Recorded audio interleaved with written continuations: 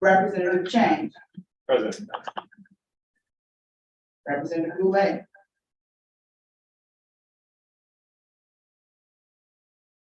Vice President Rodriguez, Here. Representative Henderson, Present.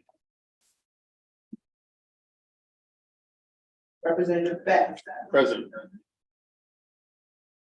President Thompson, Present.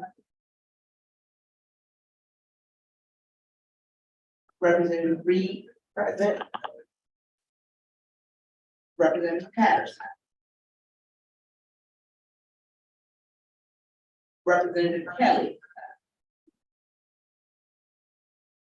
Representative Theodore, Present. Representative Washington, Present. Representative Yarkin. Present. Madam President, you have a quorum.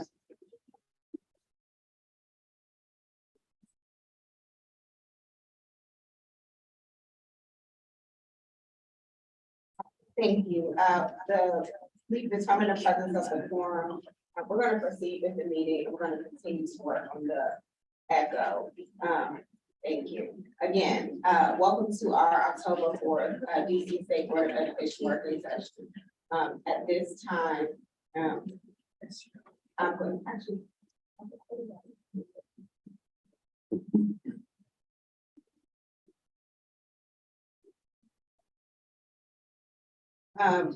If it's okay, I'm gonna go ahead and we'll do the leadership report and the executive director Butler's report. And then we will turn to you all. Members, I sent a leadership report this past Monday. Yes, that was Monday. With notes from our meetings over the past month. A few things to highlight. One, I noted the question around the literacy recommendations, which has been pushed. I would say I, along with you all, was expecting a presentation today around the literacy recommendations, but they have not been released.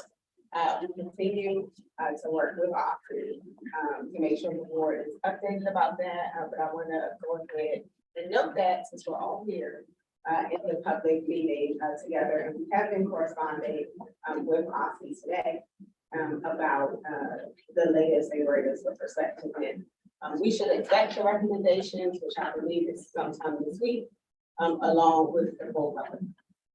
So that's the first thing I want to note.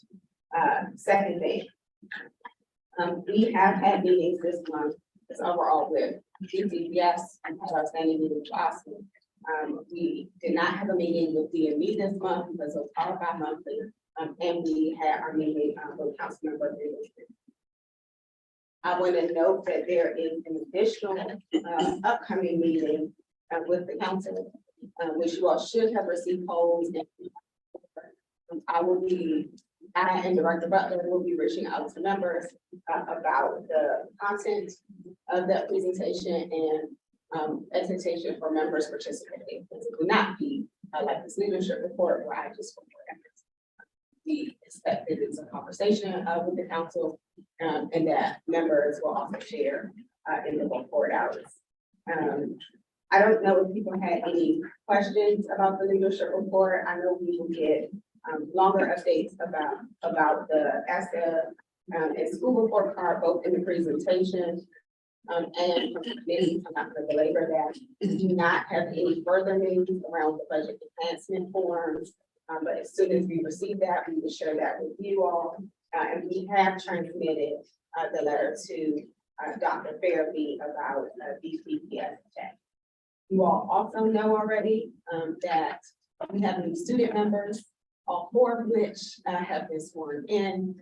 So please welcome them because this is their first meeting. And we have been to, well, maybe not every school, but we've done every swearing in. And so they are welcome, and we're welcome, and we're grateful to have them. Are there any questions about the leadership report? And I'm trying to catch us up on time.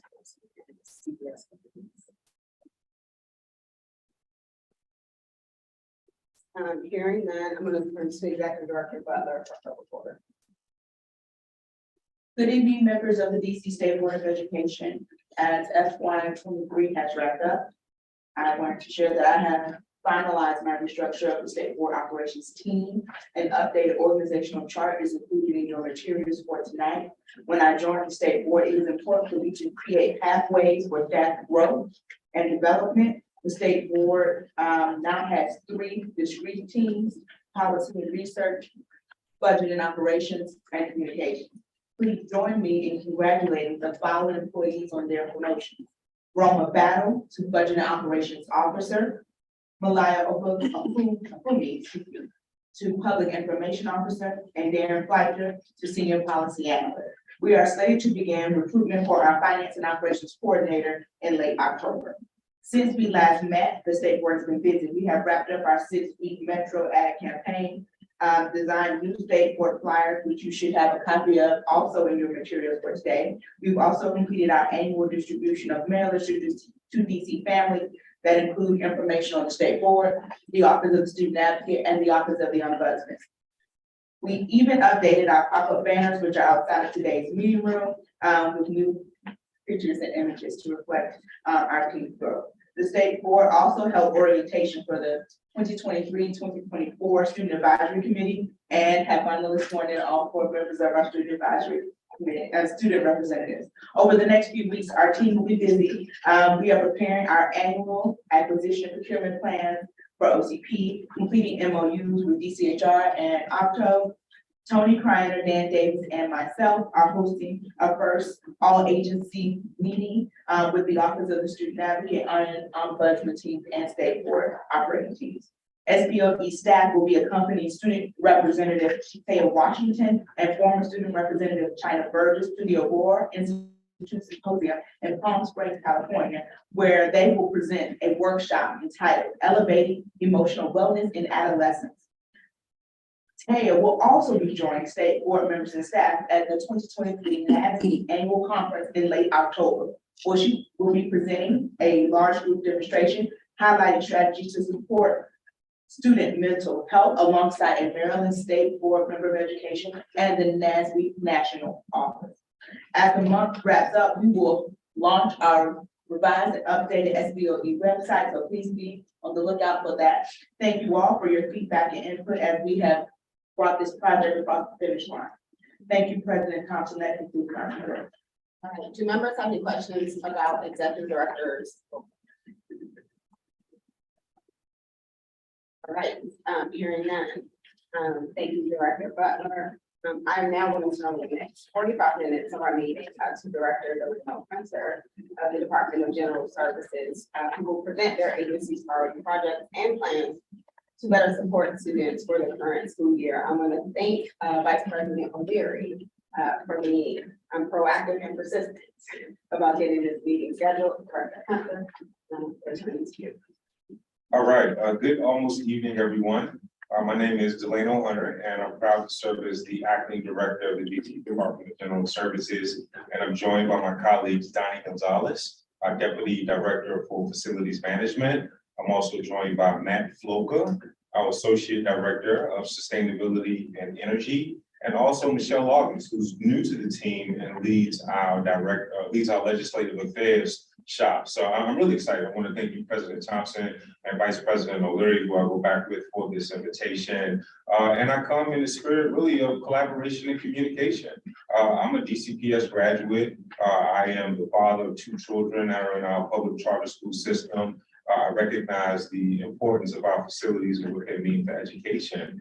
Prior to assuming this role just 5 months ago, I served for nearly 5 years as the director of our Parks and Recreation agency here in the district. So I know firsthand how important facilities are to programming, how important they are to labor relations, and how important they are to really meeting the expectations of the public as a whole. So again, I come in the spirit just of transparency and communication, looking to form a relationship with the State Board of Education. I realize that I've known many of you all, from Mr. Best to Mr. Patterson, Mr. O'Leary and others, we have relationships outside of just our work in government. And of course, I've communicated, I think, with the majority of you all, something related to Parks and Rec over the last 3 or 4 years. So I bring that spirit just to want to give information. I think through the lens of what information did I want when I was at DPR that I didn't have, right? What information would other stakeholders appreciate? How can we bring folks around the table as collaborators in this work? So with that being said, I want to just talk a little bit about our school readiness report. You all actually get an early preview. I will go into detail with this information on October 12th, a hearing before the committee chaired by Councilmember Lewis George. I think we probably have about 50 slides for that. I'll spare you. I think we're around to about 1/4 for this. This will be the equivalent of the Cliff Notes version, but I'm really excited to share with the state more first. With that being said, I'm going to jump right into the presentation. All right, so we have 3 main strategies. This is a part of our commitment to maintaining safe, healthy, and comfortable facilities. That includes our preventative maintenance, our unscheduled repairs, and then of course work orders and school modernizations, as well as other small capital projects through our DGF construction team. Next slide. I want to give you a sense of just the size of our portfolio. We have over 12.5 million square feet. This is a breakdown. On the far left, you'll see the 73 elementary schools. Working across, you'll see 14 middle, 10 education campuses, and then 18 high schools. And these are the 115 or so that are in operation this year. I want to give you a sense of the type of work orders that we cover on an annual basis. This is how we call them problem types. If you look at the numbers, those are the top 10. The top 10 that you see represent more than 50% of our annual work orders, right? And then these top 10 are the ones that you'll constantly hear about. They are the ones that impact either student safety, or they impact the learning environment. These top 10 is what I like to call where the juice is. That's not to say that others aren't important, but these 10 we tend to see the most requests. And also, just like the table said, you know, we have finite resources, right? And seemingly an infinite number of work orders. So you're constantly prioritizing what you can accomplish, right? And then we have to look at the entirety of the school's portfolio, working with DCPS leadership and stakeholders. But this 10 is where the majority or a lot of our efforts go towards. Next, I just want to give you a sense of what our maintenance strategy is. I want to first start with year round, and these are the 3 buckets that are above the red outline. When we talk about scheduled maintenance, we're talking about preventative maintenance, which is what I'll talk to you about. The more we invest in preventative maintenance, the fewer work orders we have, right? And thanks to Mayor Bowser and her investments, we are now doing things with preventative maintenance that we just have not done in the existence of DGS, and it's paying major dividends. And we're going to talk about that in the coming slides. But also our predetermined service schedules. Those include mowing. Those include Those include mowing. Those include landscaping. They include waste collection. Those are the things that create a safe environment that aren't within the work order system, but have a huge impact on the comfortability in our learning environment. Next, we talk about unscheduled repairs, and we'll give you a breakdown of priority work orders, high priority work orders, and routine work orders. And then last but not least, we'll talk about modernization projects, right? So now I want to dwell on the red box, which is our summer readiness efforts, right? We'll talk about HVAC. We'll talk about fire, life, and safety, which is what we focused on this summer, and you'll see it in some of our data, the amount of ground we were able to cover. Then also we'll talk about what was different this year, how we worked with, I call it big DCPS, little DCPS, or macro or micro, right? Meaning not just central office, but also at the individual site level to get a sense of their priorities, and that is reflected in what we prioritize this summer. And then last but not least, we'll talk about DCPS projects. Next slide. Okay, so what do I mean by preventative maintenance? You'll get that buzzword a lot. It's something that I talk a great deal about. Actually, can you go? No, that's the right slide. I'm going to talk a bit about preventative maintenance. but I'm gonna pass it to, what I want you to see is where we have PM and where we don't have PM, right? Look at fire alarms, PM clocks, elevator, and roofing. And then on that very bottom, look at what percentage they represent of the open work orders, right? So 2% of all open work orders are fire alarms, 3% for PAs and clocks, 0% for elevators, 2% for roofing, right? That's where we have PM in this 20 divisions. Right now, some of our pain points include doors and locks. And thanks to the mayor's investments, we do have new funding in FY24 to focus on doors and locks, and then plumbing, which is the next frontier. We do the plumbing, which is the next frontier. Those two alone account for, nearly 30% of all of our open work orders. Hunter, where's HVAC in that spread? So we'll get to, we actually have a dedicated slide in this. One slide, I think we missed. Yeah. There it is. Oh. I did skip one. I wasn't sure. I'm sorry, I pressed it too quick. No problem. Okay, I didn't go. So now I want to specifically, because HVAC is so important, we'll talk about HVAC and then elevators. So I'll turn it over to AD Floca and he'll tell you about what our strategy is. And again, you'll hear this buzzword a lot, but I really want him to spell out what do we mean by inspection, testing, maintenance, asset database, and analytics. So when, people think about some of the improvements that we've made, preventive maintenance does always come up, but I think it's more than just PM. There is a term that we kind of coined, ITM. We use these ITM contractors, which stand for inspection, testing, and maintenance, because it's not just going out at a scheduled interval and doing a set piece of work. You really want to understand what the issues are, whether that's a work order that comes in and we're addressing that work order, or we are going out to do a scheduled round of maintenance and we find something. So it's a little deeper than just preventative maintenance PM. We try to take that that rounded approach to HVAC and some of the other scheduled maintenance classes that we had. But specifically for HVAC, we knew that it's hard to do that if you don't know your full footprint. So 2 years ago, we did a really deep survey of all of the DCPS locations and looked at all of the critical assets that DCPS has. And it equated to about 24,000 pieces of equipment across the DCPS portfolio. And based on those pieces of equipment, we looked at what are they? Is it a VRF terminal unit? Is it an air handling unit? Is that air handler service from chilled water? Is it a air cooled unit? And based on all of those different pieces of equipment, we created maintenance schedules just specifically for those asset types.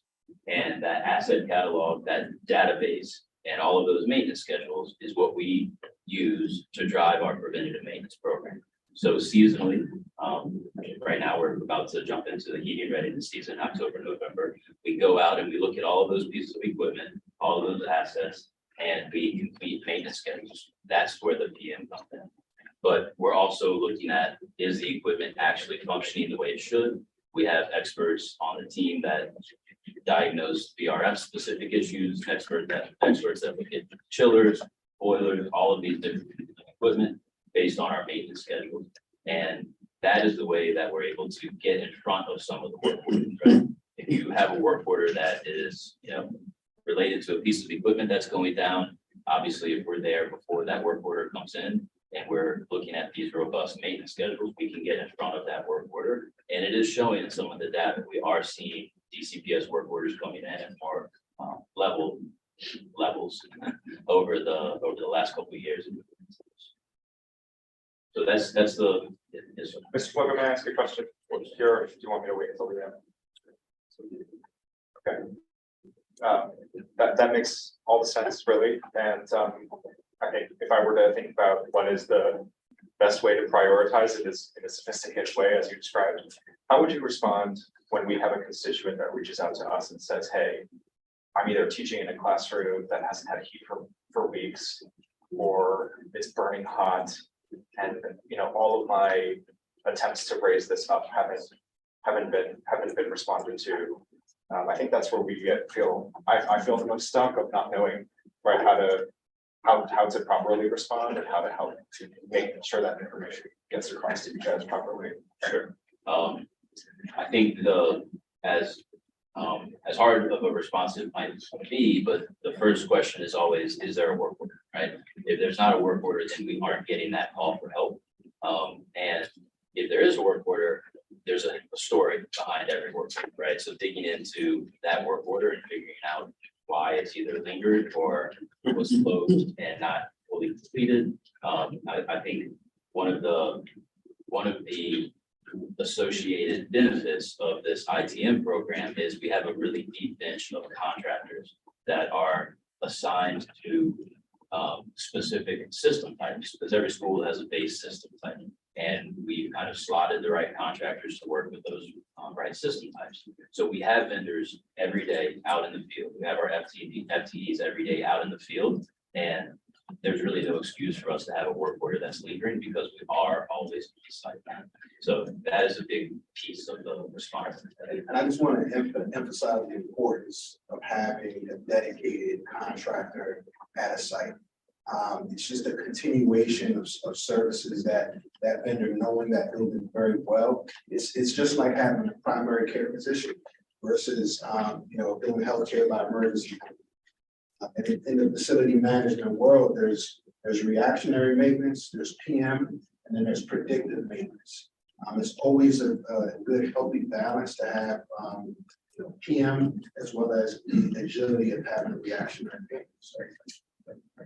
Thank you. Talk about we can talk about standardization.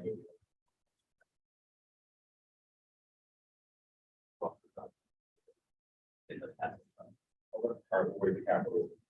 The Deputy Gonzalez, can you talk about like elevators, and then we know that we will experience some difficulties with elevators. But first talk about what does that look like, elevators, and then those outliers, which I consider them outliers. What's the case of? So I know there were some specific questions. I know Woodson came up. Woodson, we are about 6 weeks away. We're waiting on some parts before we can complete the work at Woodson. At BGS, we have over 100 elevators that we maintain throughout the district portfolio. The work in our PM program consists of monthly and annual inspections. We are also doing 5-year load tests on the elevators. We have one vendor that manages elevators citywide, and we're looking to add some more bench strength this fiscal year. One thing I want to point out about elevators is it requires a single vendor sort of taking responsibility of that elevator, right? There's a lot of risk involved with those elevators, and so it has to be assigned soup to nuts to one vendor, one elevator technician company for the entire life of the maintenance contract. So we're looking to add some bench strength there. And one thing we also want to do is look at standardization of our elevators. There are some elevators that have that have parts that are domestic, they're easy to acquire parts. And a lot of times with these new modernizations, we can have just an array of different elevator types that can impact repair time. So we want to look at standardizing some of the elevator knowledge. So when we ran the DCPS meeting with Chancellor, he shared something similar about standardization, why that helped us get better, to prepare more quickly and keep things in stock. That makes sense to me. So I can appreciate that shift. I think where my concern is like Woodson's elevator. I think I emailed you all 2 weeks ago. You all talking about this piece, and then the school was like, they told them, well, some people at school were like, they told them 6 weeks before that. What is the like expectation, or how do we level set expectations? When things timeline different and why? Because it doesn't feel great to be told 6 weeks, and I'm going, I know I talked to you, 2 weeks ago, which means we should now be at 4 weeks instead of 6. Like, could you talk about just like the customer service, like what you're sharing, how you're level setting expectations, and like what level you hold yourself to around responsiveness? Such an important subject, communication is key. I mean, I know whenever I call a contractor to my house, if it's a cabling technician. I like the fact that when that technician leaves, I can call the customer service number and there's a record of that visit and what they performed. We want to get to that level of communication. So it all begins with the work order number. Right now, Salesforce, if you pull up the work order number, you'll see a history of comments. We have as team members within DGS that update the work orders. And now we're going to expand to the contractors that they can update the record once they leave the property. They really want to focus on the system of record, which is the Salesforce work order system, and encourage folks to use that work order number to look at the history. Well, I think I'm asking a different question. It's less about the system of record and more about what you all are communicating and like why. So like, again, 6 weeks, I was expecting you to say 4. Like I was not, I'm trying to be reasonable. I'm not expecting the elevator to be completed immediately because the world supply chain got decimated in the pandemic. I understand, which is not necessarily a system of record issue. It's like what expectation you all hold yourself to when people are tracking the system of record and using it correctly. And it's like, but the circumstances have changed. Because none of that is like, here's why it's still 6 weeks, 6 weeks later. Does that make sense? No, it does, and I can speak to that. So I'm revamping our building management program, right? I think that there's an opportunity to improve communication there. Also to complement that revamp building management program, which I'm rolling out this first quarter, new management student approach. In addition to that, I think we begin to have good clean information in the system such as these things. We have on board what we call a last team, which is to update that information in Salesforce. But I have a direct line of communication with our building management program to ensure that we're getting out good, consistent information. Right? Again, you know what it is when you're managing facilities and you're trying to relay information to constituents about, hey, when is it done? When is this elevator? When is this HVAC? Like that, that information is crucial because most people are reasonable if you give them good information and if you can keep your word and hold your word to that date. So I do think that we did, but there certainly is no problem with that. And I think we'll see that as a priority. And schools will see that, and stakeholders will see that as a priority this fiscal year.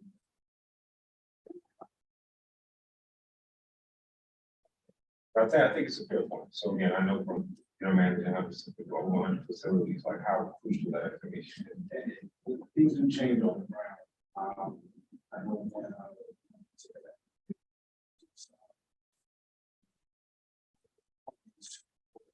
the shaft, there's space limitations, and it was stuck in the upper floor.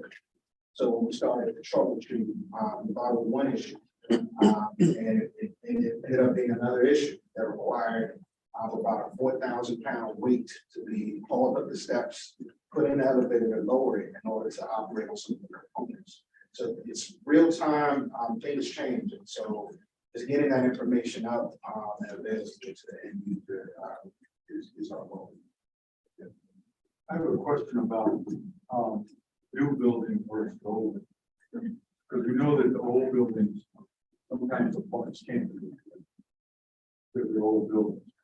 But one of the things that's happened in before with some of our new schools, completely brand new schools, is that they never were from the beginning. And then after what, a year, there was no one responsible for like a warranty on the street. Is that changed? Well, we have, so like with Bard High School, we negotiated an extended builder's warranty, which is something that was successful. We're looking at for a lot of our new schools. Typically, when you have a building, there's a general builder's warranty that's at least a year. For Bard, it would be 2. In addition to that, the individual systems sometimes will have warranties that, in some cases, will go, 5-10 years, depending upon the actual system type. I like to hope that that's the exception, and not the norm. Although I know it does happen, And I know one of the things that, I know from, again, from open recreation centers is that, like typically, a year is a good period of time when building is born in a sense, you can get a sense of what systems work and what systems don't work. But two of the positions that we've added in recent years are warranty managers. And warranty managers are a position between capital and facilities to make sure that we're holding contractors accountable to make those repairs for those warranty periods. Because I know there were a couple of HVAC that didn't work from the beginning, and because themselves were one of those schools that the leakers and Yeah, and in some instances, like I know, not to go into too specifics, but like with Roosevelt, many of those repairs were paid for. Although we still have a ways to go to get it right. The repairs, which is I think close to $2 million, if I'm not mistaken, has been paid for by the contractor and not after the district fund.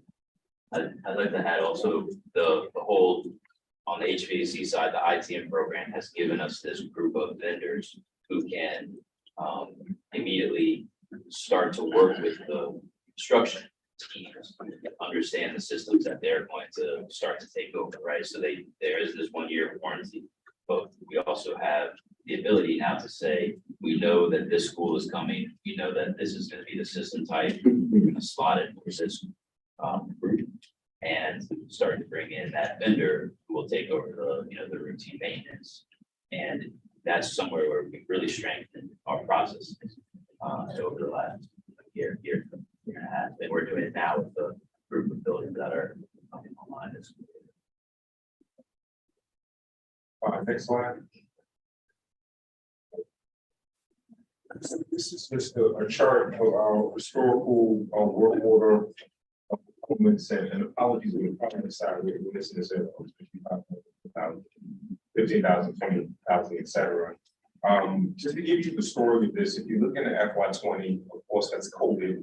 So you saw a decrease in the number of work orders completed and also a decrease in the number of work orders submitted, which of course makes sense because we were in COVID. Then what you saw when between 20 and 21, and we're talking about when we say FY21, we're talking about September, October of 2020, as I think shifted to more of a hybrid model. Some schools were open, you saw an increase. Then what you really saw in 21 to 22 is a return to normal operations. There was a huge surge in the number of work orders submitted, but also the number of work orders completed. If you look in, so the numbers compared to the previous fiscal year, in FY22, compared to FY21, we increased our work order completion rate by 47%, but also which outpaced the number of work orders requested. And that was really an infusion of funding that we received from the mayor and from the council to just really play catch up. And some of this is ARPA funds and other investments.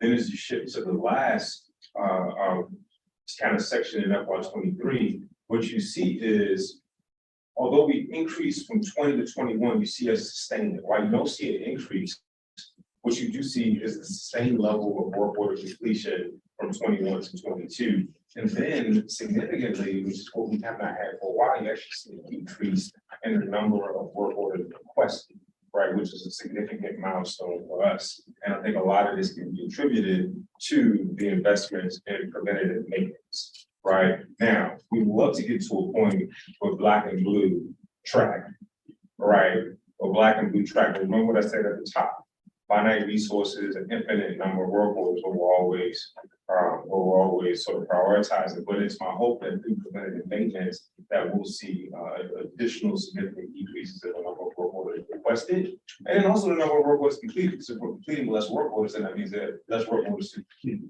because we have robust preventative maintenance. Next slide. What is the industry jargon for recidivism in your industry? I mean, if something gets completed and then it gets reopened in a short window of time. I don't know if there's a term. I know I call it chronic failure. Yeah, got it. And so, do you have a way to track how many of those completed orders end up getting ARPA claim? So you mean over? We say overturn, meaning like How do you account for recurring work orders? So like I got another email about the PA system at minors today. that's right. Would that be counted as one or would that be counted as two? It's identifies a duplicate work order. It's already in the system and it's consolidated. So it counts as one, which is. A lot of times what we see is that we see, like, if you submit a work order, you would say that this tile, the ceiling is leaking, right? Of course, we can go in and we can replace that ceiling tile, right? But it may be a roofing issue, it may be a plumbing issue, there may be other work orders that are associated with that. So what you see is that there's some work orders that will remain indefinitely open because we know it's gonna take up maybe a capital repair, or maybe something isn't budgeted for, right? So if this, I think on the top floor, if this water damage is caused with this roof leaking, we may have to replace the roof, and it may be a capital project versus something that we would handle with work order maintenance. Yeah. Thank you. If you go to the next slide, I want to give you a sense of a breakdown by ward. I know you all are really interested in this for your individual districts that you represent. What you see on the left side is the number of open versus completed.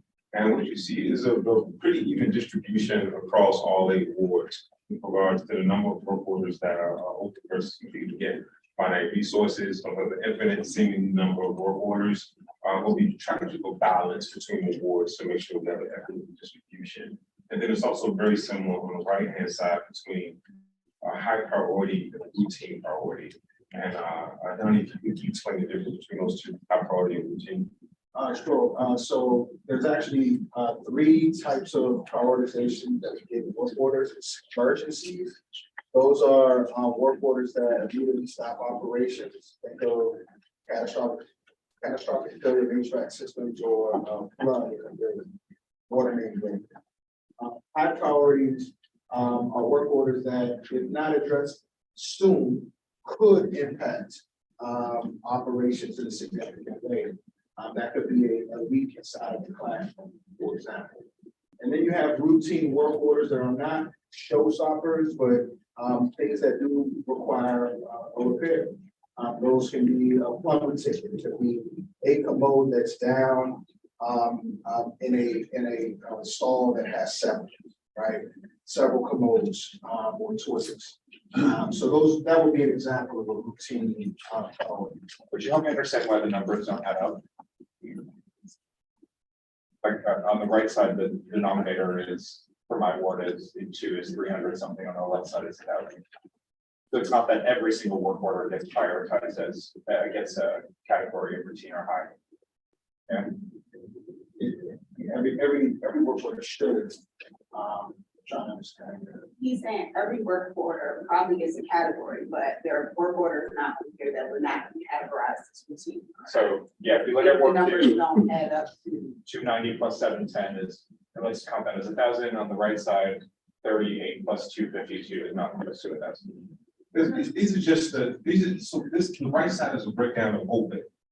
Of just the open. Yeah, Got it. So these 2 numbers should equal 5416. Yep. So this is gives you a breakdown of open, what's the distribution? I actually had a different question about the numbers. So you said we try to, it's a even balance between wards, so like, Erica Ward 3 has 10 students. I have way more than 10 students. So why would an equal number of work orders be at? But you still have significant more. I think you're at 1849, and it still based on the number of work orders that you see. So keep in mind, if you look at the work orders that are submitted from Ward 7 schools, you're still seeing a pretty consistent completion rate.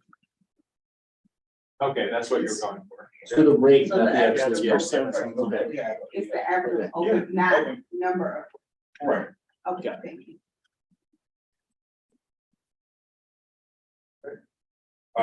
Next slide. Now, I want to talk about some of priority work orders. All work orders are not created equal. Just to be honest, that all work orders are not created equal. I would love to get to this point, we're able to do 100%. All right, this summer, we worked with CPS leadership, including the chancellor, the executive team, and then also principals, assistant principals at the school level to say, okay, what should we focus on, right? And what I like about that is that you got to get yin and the yang, right? Maybe in previous years, it's been heavily skewed towards maybe what the executive team was looking for versus the schools. And that universal workforce came out about 916. Of the 916, we've been able to complete thus far about 851. And that was to the tune of almost $9 million, just to give you a sense of the scale of what the investment was this summer. And I want you to look at the problem types. Again, what we focused on this summer as a whole, we prioritize locks and doors. And what you see is a total for the school year of 1,645.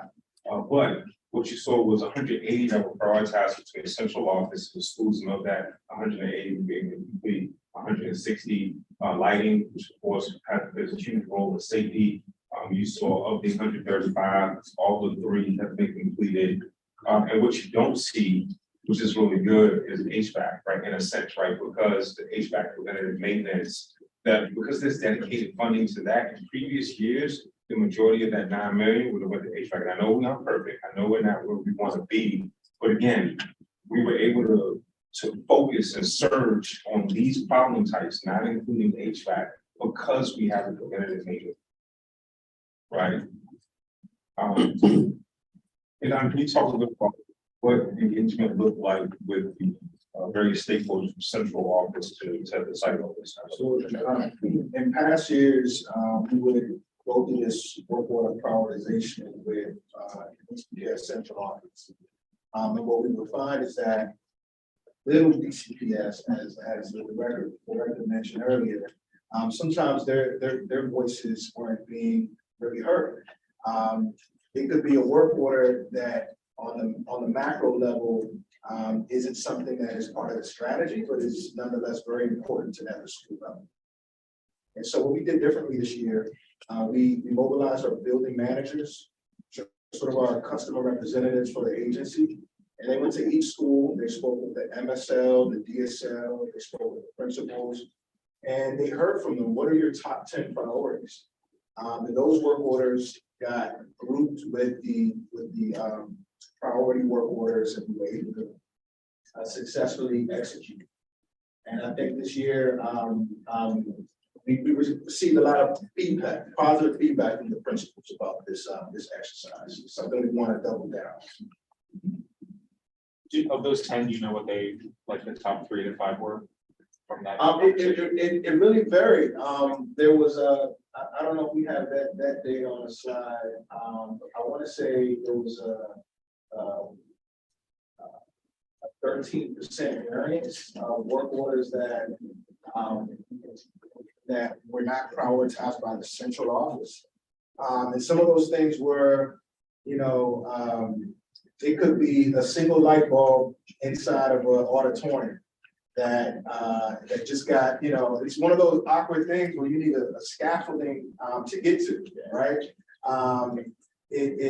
Some of it were teachers' lounges, flooring work that it really needed to be, addressed. But it varied, but it was good. It was a great exercise to be able to get to the principals and the teachers and all the leadership. Is that something that you might look at mid-year? Absolutely. I mean, our goal is to move away from a summer blitz and really keep up with the work throughout the year. And as we look at revamping our building management, and we want to have monthly check-ins with the school at the school level and really hear from them throughout the year. It's about applying the finite resources to the seemingly unlimited requests that come in. And give you a sense, like that surge that I talked about from some of that 8.9 million, those funds were received probably just prior to 4th of July. All right. So to turn that around, receive that funding, to do procurements, and then to what we call hammers up, this is a monumental task. Right? A lot of that work is truncated within just really a 2-month period. We would love to get to a point where you don't have to rely on the summer blitz. One of the things we're excited about, we have received more work order funding earlier in the year, in this fiscal year, which is a huge milestone for us, right? What we've been preaching for years is the more we invest in preventative maintenance, the fewer work orders. You gotta have dedicated work order plan. But like most agencies, we we aren't immune to inflationary costs, right? Well, let's talk about non-work orders. We're talking about maintenance contracts, mowing, right? Those things cost more and more, and then they tend to decrease the pool of funding for work orders, right? Which is what I always do this joke, with fishes, the horse and dickies, work orders are DGS, right? The horse and dickies they serve a lot of great dishes and side dishes, or they have great fries, great sweet tea. So if the fish isn't right, that will certainly sort of control that'll determine what your experience is with horse and dickies. So for us, we do a lot more than just work orders. Again, I think the landscaping is head and above where it was before. The utility management is a huge component of what we do. Capital projects, both large and small, but we're defined by work orders and how we respond to work orders. So having more dedicated funding for that is just of crucial importance, and to have it this early in the year is a big deal. Director Hunter, just a quick question. On the previous screen, you had work orders done by ward, but you didn't do that for summer priority work orders. Do you have that? Say that again? The summer priority work orders, do you have that broken down into wards? We do. Okay. It's, I had shared, this is a Cliff Notes version of the presentation. We're giving a full version for our committee chair, Councilmember Lewis Jordan on the 12th, but I can make sure you. I just wanted to get the equity between the wards and stuff like that, how that is dispersed. Okay, We thank do you. a breakdown by ward. Okay. If you go to the next slide, we have a pretty good sense of the number of work orders because of the historical data we have from Salesforce. We can almost predict the number of work orders that will come in. And what you see here is the work orders that we expected, like that top gray bar between we expected 2419, we ended up receiving 4,085. And what I can tell you, prior to the heat wave we had in September, that number was tracking almost, it was almost 100% accurate. Meaning that I think we were probably a little over like 2,200, maybe 2,300, and you had a huge surge in work orders during that heat wave we had in the second week of the school year. And then what you see is in that first wave section, the top 10 problem types and then other problem types for the total open. So as you can see overall, what we saw, again, you see that huge increase in top 10 problem types, which includes HVAC. Right, so HVAC we 169% compared to what we expected. But if you saw other problem types, it was you didn't have that huge spike. So as a total, we finished at about 108% of what we expected from new work orders during that period. And I bring this, we can anticipate what the work is by problem type pretty accurately. And then what you see on the bottom half are the work orders that are completed. From May 1st to September 30th, we anticipated completing about 1,920 work orders.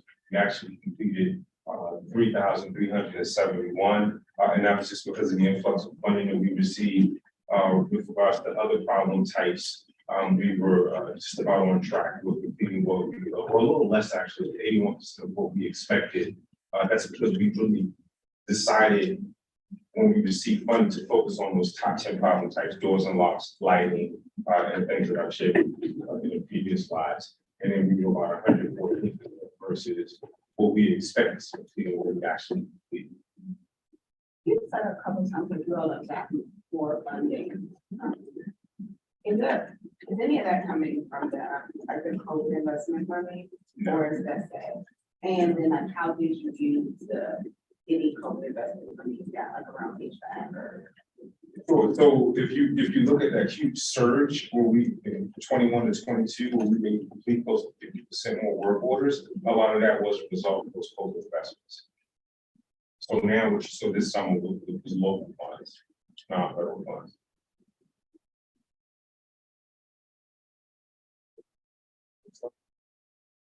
More.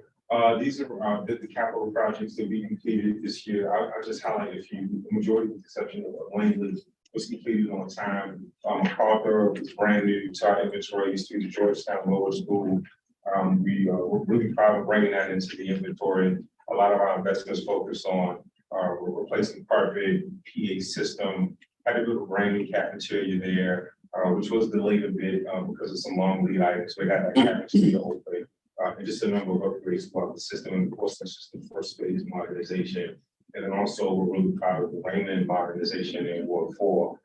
This facility was built in 1923 to still preserve the historic character, but also to build this new facility, which is on its way to being a net zero facility and adding a substantial amount of square footage to increase the capacity of students is something that we're really proud of as well.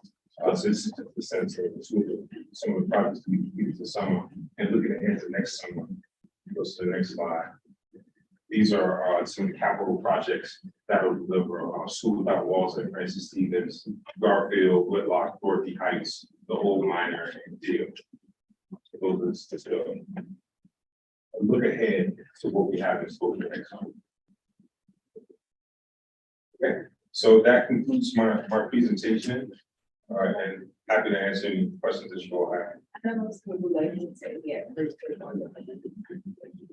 Very good. Thank you so much, Director Hunter. I was able to listen to the presentation on the way in, and just want to congratulate you on a great work. You know, you're in Ward 3 over the summer. I was able to see the schools before the summer and after the summer. We could really see the work that went into fixing them up and getting things done.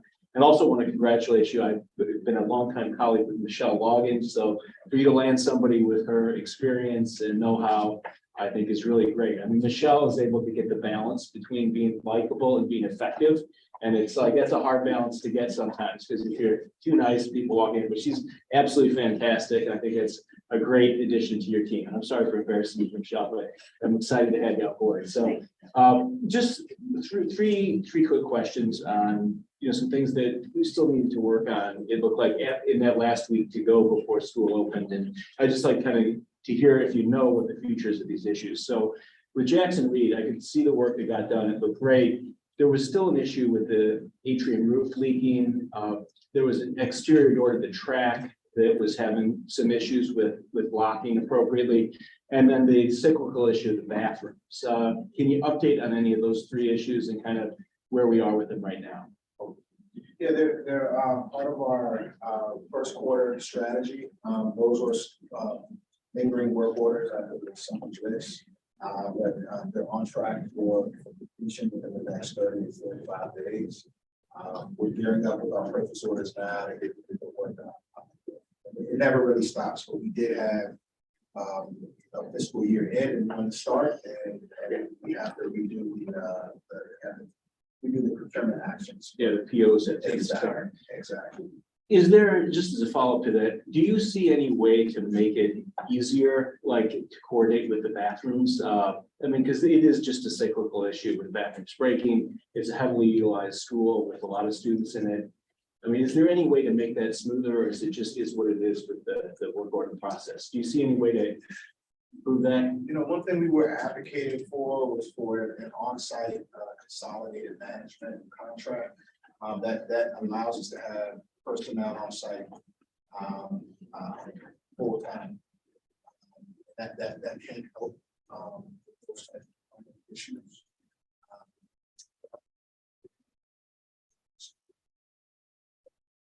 Are you specifically referring to plumbing?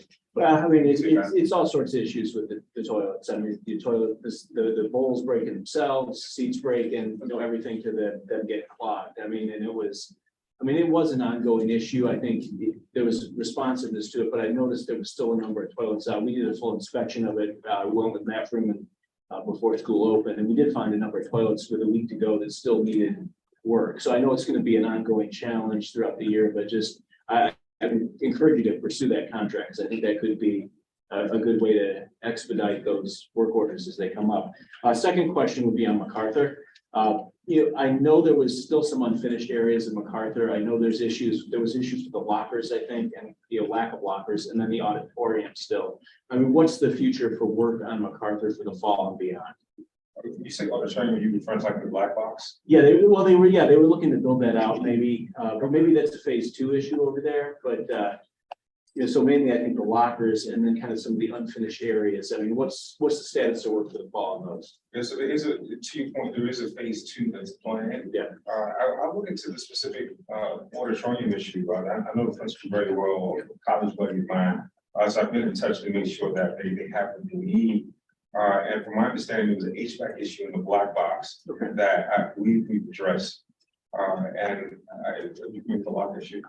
I'm not familiar with the locker issue, but it may have been on a small campus. Yeah, and I'd love to follow, because there was a lack of blockers coming from, elementary to middle school, for GDS, transitioning to a high school, just the need for lockers, I think was one thing that was raised. So if we could follow up on that, I'd love to. And then we do have a meeting, I think, on the 6th on this issue on kind of the modernization, so I'll be there for that. The last question was just on the future of the chiller at Hardy. I know there's been issues trying to negotiate an aging chiller with the neighborhood. They complain about the noise of it, but it's important for keeping the 3rd floor cool. What is the, and that's a school I share with my Ward 2 representative here. What's the status of the future of that chiller? And do you plan to replace it, or what do you see going on there? We actually have a new chiller, probably 80% done right now, manufactured, that is, and we're looking at mid-March for that chiller to be in. So we're trying to get the chiller in place before the cooling season comes, obviously. So it's 2 chillers, 2 air-cooled chillers on site, but it's, the contract action is behind us, the design is behind us. We're also going to be replacing sound insulation all around the enclosure. That looks like it's just deteriorated over the years. Actually, it's all gone, and we will be in a much better spot come March. Fantastic. Well, I was one of the people who got to put DGS together back in fiscal year 12 when we made the agency, and it's great to see that it's working effectively and that each year you guys kind of fine tune things to make it work even better. So congrats on what you've gotten done. I can't wait to work with you on the school issues that are still, in the queue for Ward 3. So thanks so much. Thank you. We'll get those answers to Oh, great. 2 outstanding questions. Yeah, 2 questions. The first one, I know there are some schools, especially that have a custodial foreman who's been there for years, or just has a strong team that try to do some maintenance things on their own, and they have to budget for some of that. And I just wonder if there's been any thought to a system-wide approach that empowers those on-site DCPS folks to do some of the things that they could handle. I know sometimes a light bulb requires, special equipment to change, but if it doesn't, are there ways that we could kind of shift the responsibility without, shifting resources to go along with it? Well, I don't want to speak for DCPS because there are some labor implications with that. But I heard many of the building foremen say, hey, if I just had access to this, one of the things that we'll do this year, we'll start a tool bank for tools that they may not have, most common tools that for the small things, and also we'll have a small supply bank. Like I think I heard from a number of foremen about just like wanting specialized light bulbs for like trophy displays, like those small things that they can do, but they, for whatever reason, don't have access to in the school. So yes to a tool bank, yes to a small sort of like inventory list for some low hanging, low dollar fixes. But I think that there's broader discussion that I have to defer to DCPS on.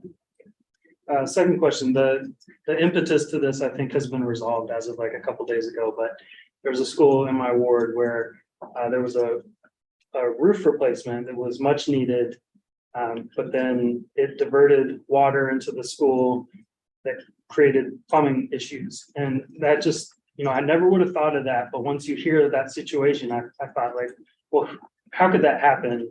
And I'm just wondering, like, whose role is it to have their eye on all the moving parts in a school so that, when one system is changed, the implications on all the other systems are taken into account. What school was this?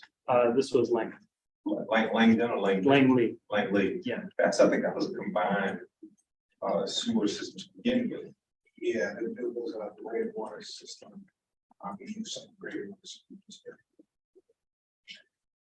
But I was due to this. And that's been true since they modernized the building. I will say the custodians do an amazing job, even have got sandbags to keep their gym floor warm. But they have the same gray water system. The water comes in, apparently it cannot handle it. Water comes up through the toilets. That's been true for years, and there are recurring work orders around this. And so I'm surprised that you have a school that now has this issue when Wilson was modernized years ago, and it's the current issue, I haven't seen it, which makes me very sad. Yeah, it's one of the areas we want to invest in, preventive maintenance, plumbing, so we can flush those systems on a regular basis. Proactive. This may be a casting, but I want to say Glenlee always was combined stormwater and sewer, which is not how we build schools now.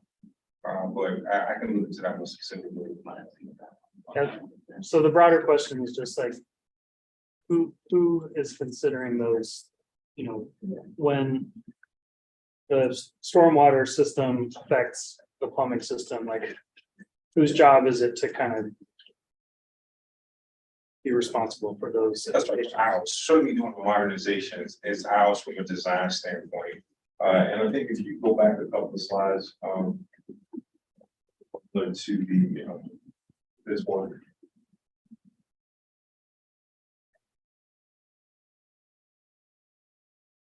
So if in a full school modernization, I'm sure that there's somebody who's like the project manager who's looking Yes. at everything. But if it's more piecemeal, I think maybe that creates a gap. We're no longer doing like the phase modernizations anymore, all now our modernizations are full. So it's something that will be corrected on a full modernization at the design process. Then our capital team will be responsible for ensuring that any combined wastewater sewer system is sort of updated to our standards.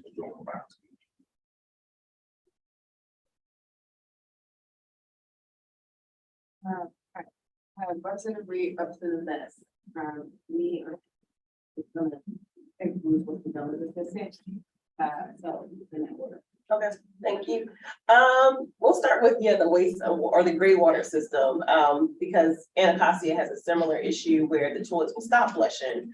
And then sometimes it floods. But I raised that because, they're reporting it from the school level in the work order. People are coming out just fixing a single toilet or toilets.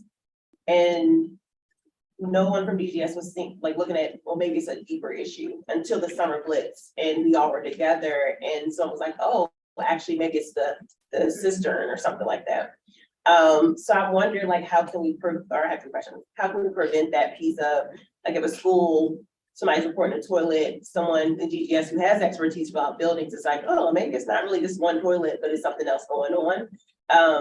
So how do you all prevent those kind of things from happening from a single issue when it's really something deeper. The second one is prioritizing high need areas. I have unfortunately several schools who encounter things like a bullet into a door or a window. I will say Moulton got fixed really quick this summer because it was happening during the blitz too. But there's some times where things happen and it just sits for a while and it's not a really good look for students. So I'm curious of how you all prioritize when there's certain areas that either community dynamics, something may happen, how can we get it fixed so that students don't have to walk into that environment? Or things like high traffic areas where Ketchum has a gate that just stays broken because the community uses it as a through path to get to the other part of the community. So I'm wondering how do you prioritize those kind of things where unfortunately there's a high likelihood of something happening and we don't want students to have to deal with larger community issues. The last one is about innovation. I remember I had an elementary school that was working on, they wanted to create a washroom, not washroom, what is it? Almost like a community laundromat, very small. They had got a couple of washer and dryers donated to them. It seemed like all systems were go, but they're waiting for DGS to hook up. And that never happened at that point. And I'm curious, how do you all address maybe innovations of the school says this is what the community needs or wants, they get certain donations, but kind of you all said final, in the finish. So yeah, prioritizing high need areas, how do you all identify when there's a systemic issue, and then how do you all handle innovations within a school that require maintenance? Let me see, I caught some of that, maybe before. So I'll start with plumbing. I recognize plumbing is the next frontier. Plumbing accounts for 1 in every 10 of our open work orders that we have now. You do have dedicated work order closure money early. Plumbing is very expensive. We do want to get to the point where we are able to service those plumbing systems more. A lot of it is caused because just improper things are being flushed. that could show you some of the pictures of many of the sanitary wipes and napkins and other items that are being flushed down these toilets that are causing these issues. So I think the next frontier for us is that more upgrading our plumbing systems, which are capital projects, more consistent, we call it snaking or servicing of those plumbing lines. The more the systemic issue of like, if you're seeing work orders that say toilet, somebody's saying, maybe it's just not the toilet, it's the system. So totally. There's a few sort of checkpoints. One is the first team, that's our intake team, when a work order is received, they look for those kind of duplicates and can kind of triage and say, maybe there's a larger issue.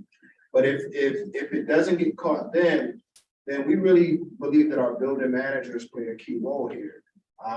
If they're visiting the school, they have a relationship with the school, that kind of information will trickle up and allow us to sort of respond in a smarter way. So our building management team will help identify. I'm sorry, one of my hand is, I didn't catch some of the other questions. Did you catch? There's a prioritizing high needs. So schools that unfortunately might encounter things like bullet holes or items getting ripped down or broken doors because the community uses this throughways. How do you all kind of prioritize that? Because there are high traffic areas that unfortunately our school buildings kind of, I guess, hold the front of the weight on those things. With the budget that we have this fiscal year, it's allowing us to stand up a rapid response team. And glass replacements are one of the things we want to be able to immediately respond to. Those bullet holes, I mean, can really have a psychological effect on students as they're walking in the building. You care about me, constantly see a bullet hole. We want to be able to immediately address those, not just in the summer during the blitz, but throughout the year. So we look at those as high priority work orders, and we'll have a rapid response team in place to respond to them. I'll defer my time to represent that. Yes, especially during the summer, we had folks already mobilized. So the question is throughout the year, and with the rapid response team. And then the third question was just like about a specific request, like the split of specific request, so like asking how do you get that? Like a specific work order, meaning this work order for this specific room. So If I'm understanding you correctly, you get a donation for like a washer and dryer, and you want like special plumbing hookup for that washer and dryer. I mean, that would kind of come through the building managers as well. So there's an assigned building manager for every school. And so you have a unique request like that, you can enter it that way or call it in to the work order management. Right, thank you. So first off, thanks for all that you do. I've personally seen you, out at the schools. I think we were at Brent together. One of the things that I wanted to talk about was communication with work orders. I know I've been present with you when there's been a school that said that there was a work order that was marked as complete, but it wasn't complete. And so I believe, and I might be wrong, please correct me if I am. Once a work order is completed, schools have like a certain amount of time to show that it was actually completed. But if they don't within a certain amount of time, it's automatically marked as completed. Well, once a work order is, so they have a 14-day period in which they can, when a work order is completed, when a work order is completed, they have 14 days to chime in. Right now, we're seeing very low utilization of that feature. I think of the close to 16,000 work orders I've referenced, maybe we have a couple hundred that were closed out by the school.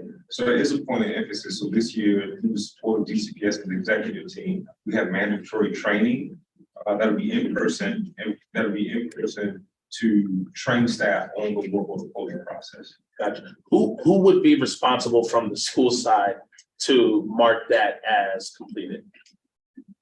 Yeah, so they're designated personnel. It could be the MSL or the DSL usually, or the foreman. And in order for us to complete a work order, there needs to be a picture, and there needs to be financial information added to that work order. Once that's completed, then the 14-day period starts. So if DCPS notices that there's an issue with that completion, they can then reject it. And that notifies us to go back out to address that problem. And it was used probably around 130 times last fiscal year. So very small percentage. We don't think it's a chronic issue, but the best way to find out is with DCPS's regular input. Thank you. All right, I think that's our last question. We need to get it out. I do appreciate you coming out. I'm sure there might be some follow-up items, but I'm super things about mine. And I guess Marvin Gaye playground too, that's a whole different. If you all have other things in your portfolio other than this one, so we appreciate the time and attention. You might need to pick the members, that's fine. And I'm still really sure hearing, and we appreciate the preview. So thank you for the switch over to the hospital. Yes, thank you all so much. Okay, thank you all. Yeah, I'm sure as soon as you all get there, I can make it loudly. Yeah. There. I just wanted to add, I was just the beginning of a productive relationship. I don't know if you've ever had this meeting before, if we've been a part of your work group, since DGS and state board. So I think this is, hopefully a new era of communication. I have not ever seen you get to the state board meeting. I do remember a lot of DBS questions. I know they need to follow up with DBS. Again, when I think Vice President O'Leary, he's like, I talked to Director Hunter and women. But he'll say you have to switch my arm. I said, No, he didn't make it sound like that at all. Find some time to do it again. So that was two of the folks. Thank you. Good. Thank you. All right, we are doing a quick switch. I mean, they have to. I know.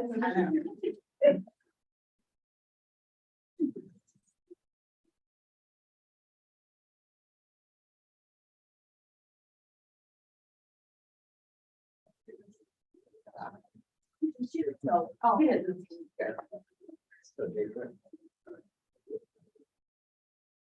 Oh, no, he was out the last time we had a meeting with him. All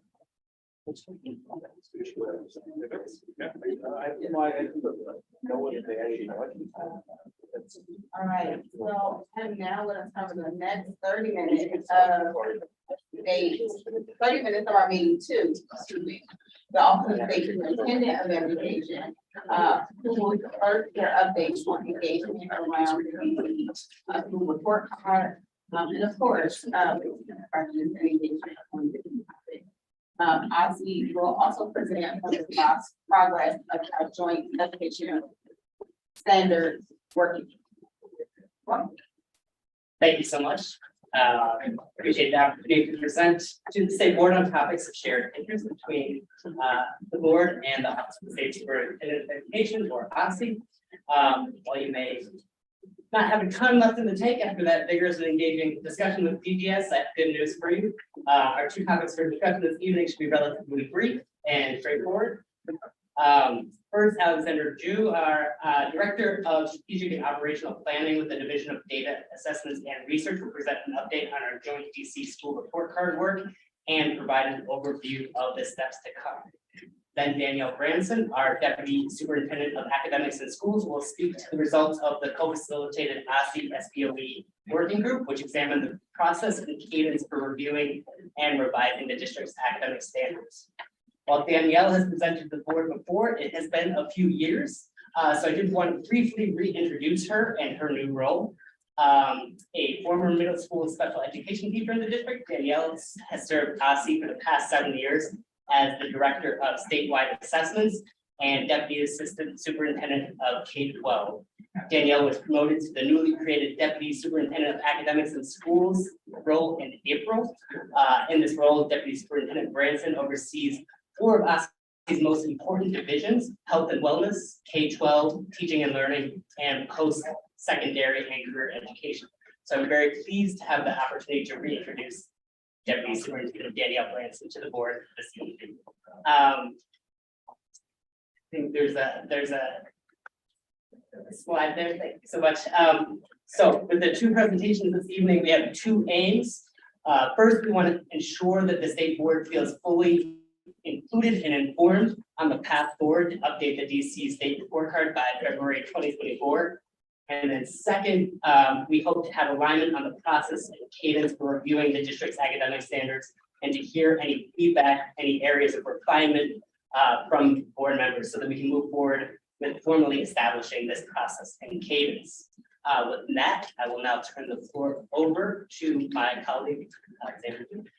Thank you, Andrew. Thank you all for having me again. Next slide, please. So I wanted to start just again with some background information as we talk about the DC school report card and where we're at in the process. Some bullets and just notes for reminders. But again, the DC school report card is a public-facing website whose primary purpose is to provide parents and communities information on school level performance in a format that is easily understandable and concise. It is also required to display metrics pertaining to the statewide accountability system. It may display additional information that the district believes will best provide parents, students, and members of the public with information regarding progress of students. As a reminder, in 2022, the state board approved the updated metrics for the school accountability system, and the United States Department of Education subsequently approved those amendments and changes in 2023.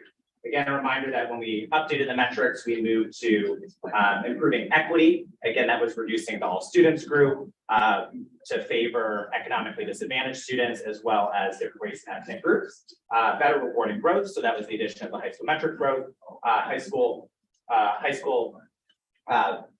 academic growth metric, and then also other increases to our growth percentages. And then we did items that strengthened measurements related to other district priorities like dual enrollment, 5-year graduation rates, moving away from 90% attendance to a chronic absentee measure. And so just as a reminder, the accountability system itself and the metrics included have already been approved by the state board. And the work that we continue to do today is on the DC school report card and the website that is being developed. There is a small typo on this slide, so I did want to flag that for folks, but the new accountability system scores the 1 based on the system that you all approved last year and the Department of Ed approved this year, will be first available at the end of this year. So later in 2023, not in 2024. So just a quick note there. And then as Andrew said, we're really excited about this continued work and making sure that we're on track for delivery of final content and format by the state board for us to start working on it in February 2024. Next slide, please.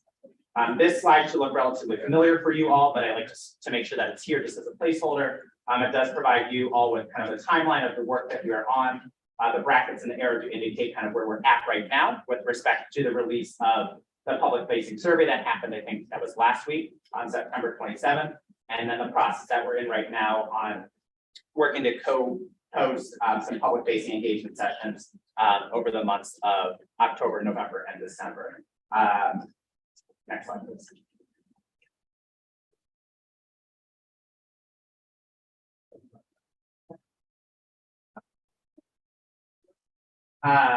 I did just want to show kind of a quick update. I know last time we were here, we showed a video, and some screenshots.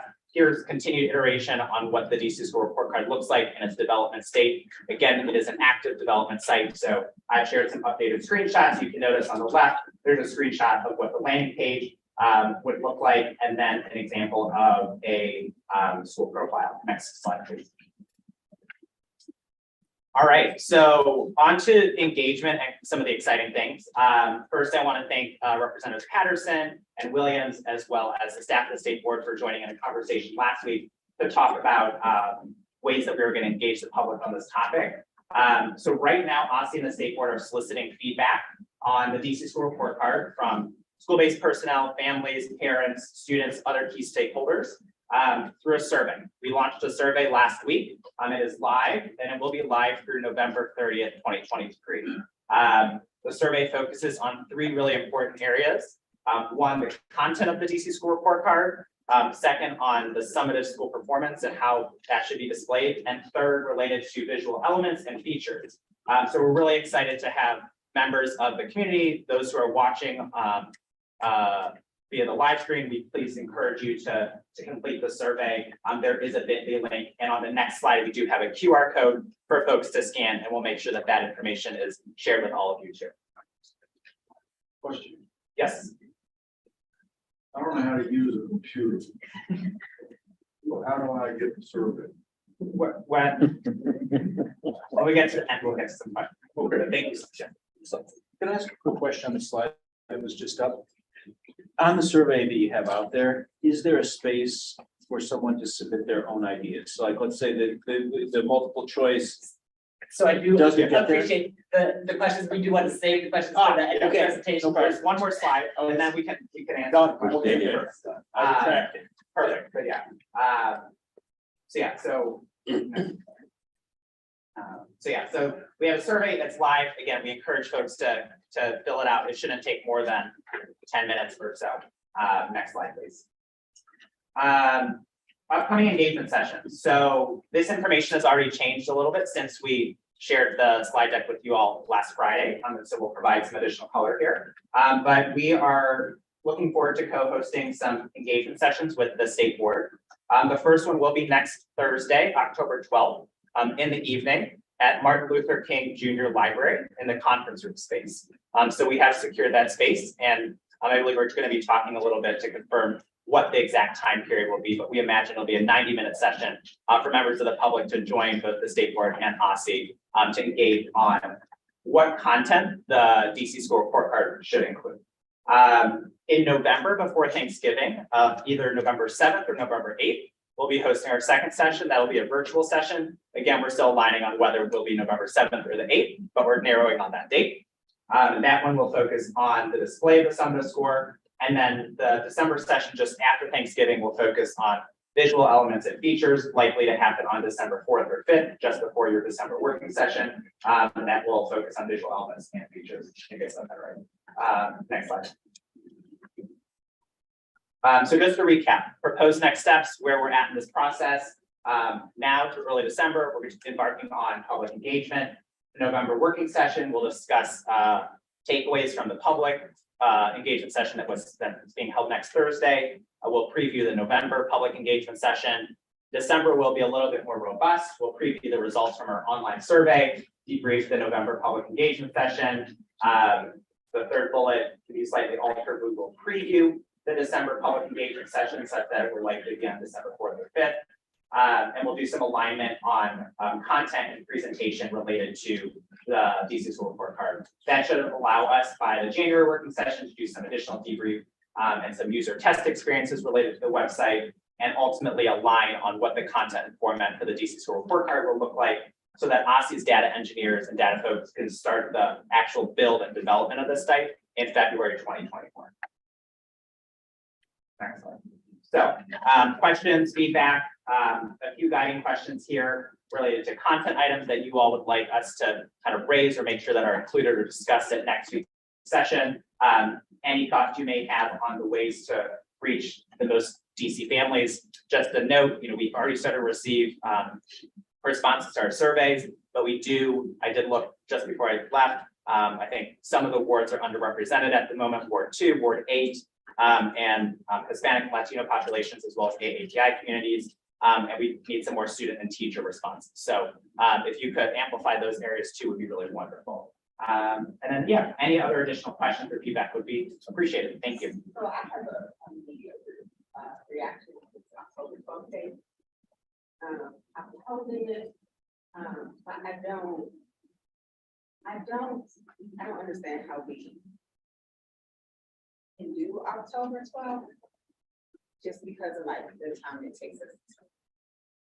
Like I haven't seen any materials that have gone out. I haven't, like, how do we say it has to be October 12th and October 4th, whatever, we're gonna have a session on October 12th? I will say, we have been trying to align on these 3 working sessions since like July, and so I know that the time back line did get pushed back a little bit. We're really hopeful that we can amplify and have worked aligned with Representatives Patterson and Williams around around the date, and are hoping that we can use our various social media, you know, non-social media, just talking to folks to amplify the timeline. I would say if you're not able to do that, then we probably wouldn't be able to host 3 engagement sessions, so we would probably not be able to do that full engagement that we were hoping to do. So I think, because again, the February date can't be moved, like our data engineers really need the time to build it out. So hear the push, and eager to hear other folks' ideas around what we can do to best amplify it, but I'm optimistic that we will be able to share those materials with you all shortly to align around that. Yeah. So I know, we've been in conversation around this for some time. I know that. I also know that we're aiming to do 3. And I knew that we had said we were gonna shift to October and November.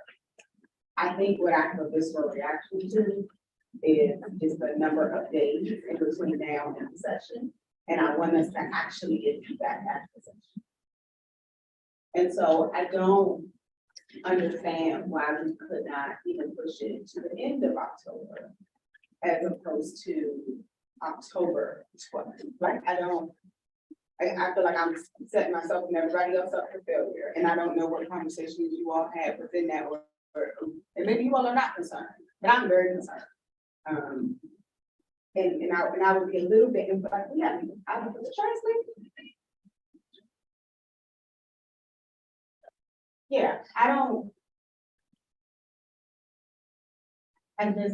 So it was, we were looking to align around dates. There was a lot of blacked out dates because people are on travel and have other obligations. And so we're trying to find a date that worked for Representative Patterson, Representative Williams, and Kathleen and the public and Alex.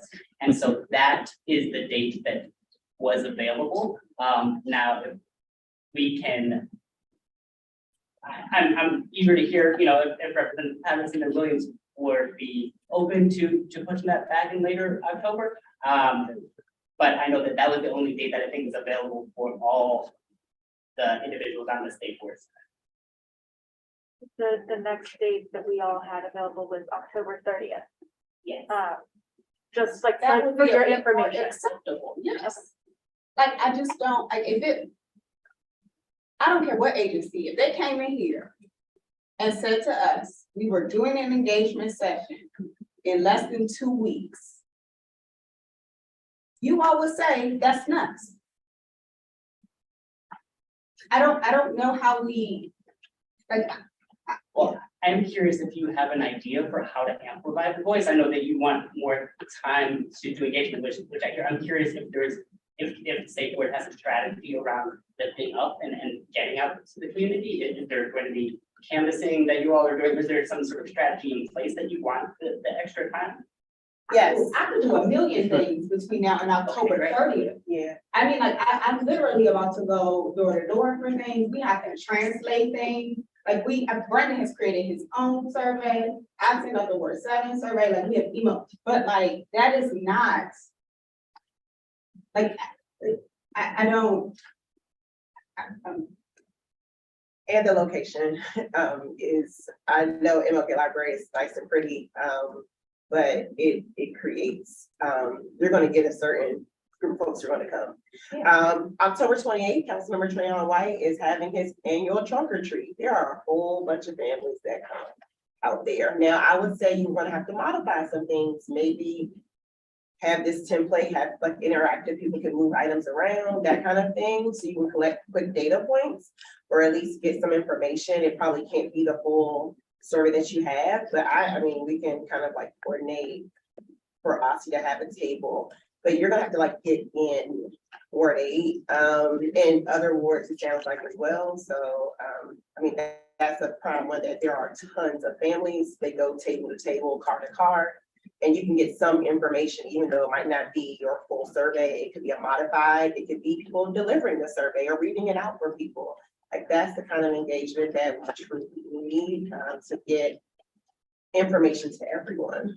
Yeah, we would love to have your support in reaching out at the Trump event. And I know that the library was a suggestion of the state board from Representative Willis, is we were trying to align on what the state board was looking for. I think like overarching, and I think I've been saying it like a lot of times too, like this is stuff that you all have access to every family in the city for the most part.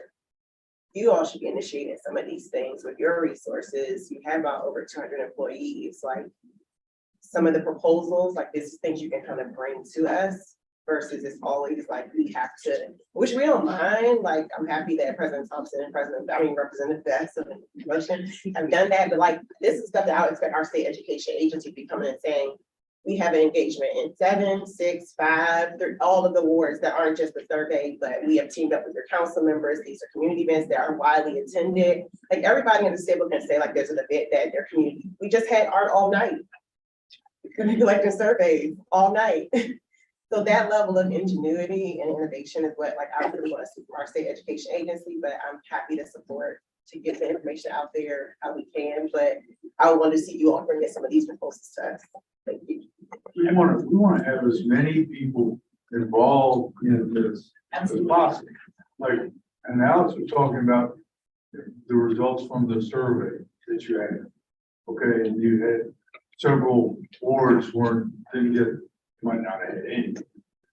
Weren't, but we all want to get this out so that we can get information back.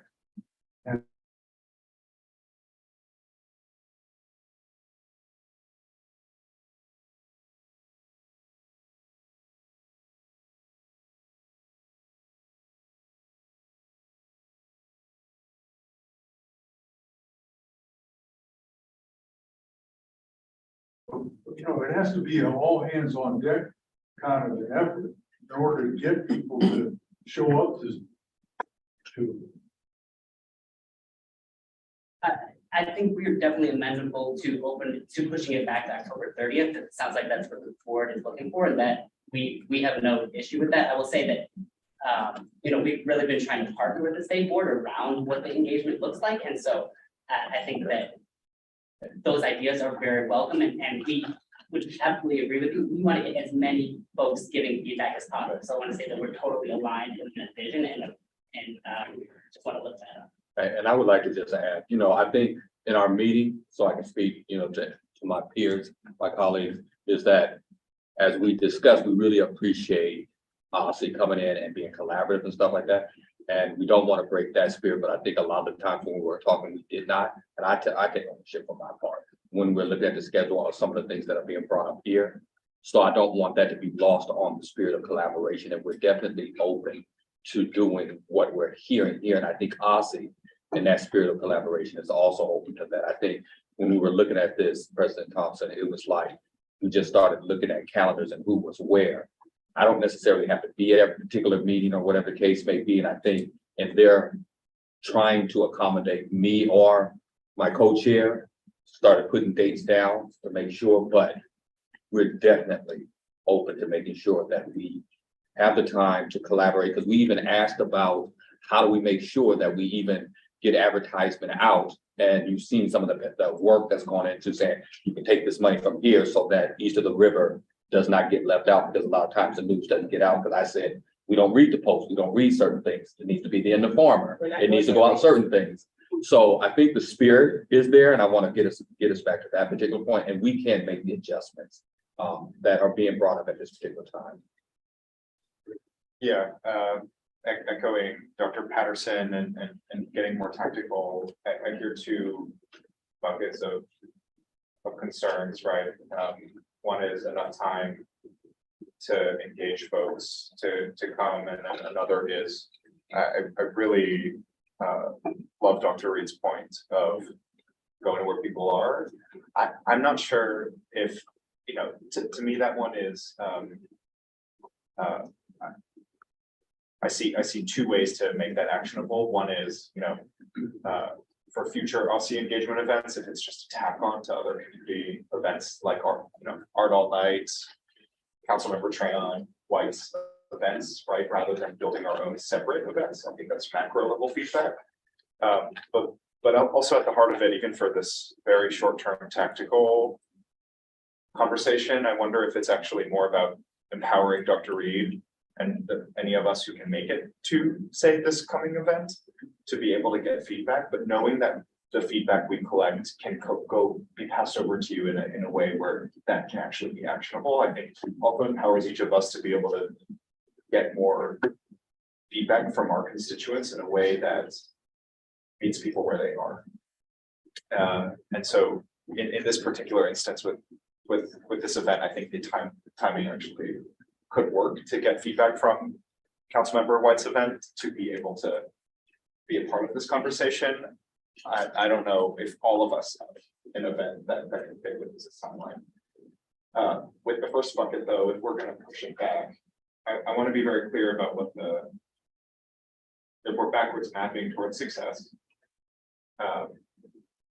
what the steps are that we need to take to actually, what are we solving for, right? And if it's about making sure that we have enough representation, I don't think we should assume that just doing more of the same, of getting information out via social media, et cetera, is going to get more people necessarily to show up, especially when we understand the actual barriers at stake, whether that's transportation or childcare or right of getting voices who aren't able to be on site. And I wonder instead if we think about very specifically inviting folks that we want to be at that conversation at the end of the month. I agree. I don't think we would have time to be able to do that for October 12th, but if it were at the end of the month to say, yes, there will be the 10, 20 people who always engage in this conversation, and I hope they're there. Who are the folks that we would also like very specific feedback from, and how do we actually invite those folks to come and then individually solve their challenges to be able to show up. That's why I asked you earlier about, or I said that I didn't know how to use a computer. Because we have many constituents that haven't sent anything on the survey because they don't even know the survey's there. They didn't, I mean, like this Saturday, the Georgia Avenue is closed for 5 hours. That'd be a perfect place to have a table passing out the survey to people. Did you know about that?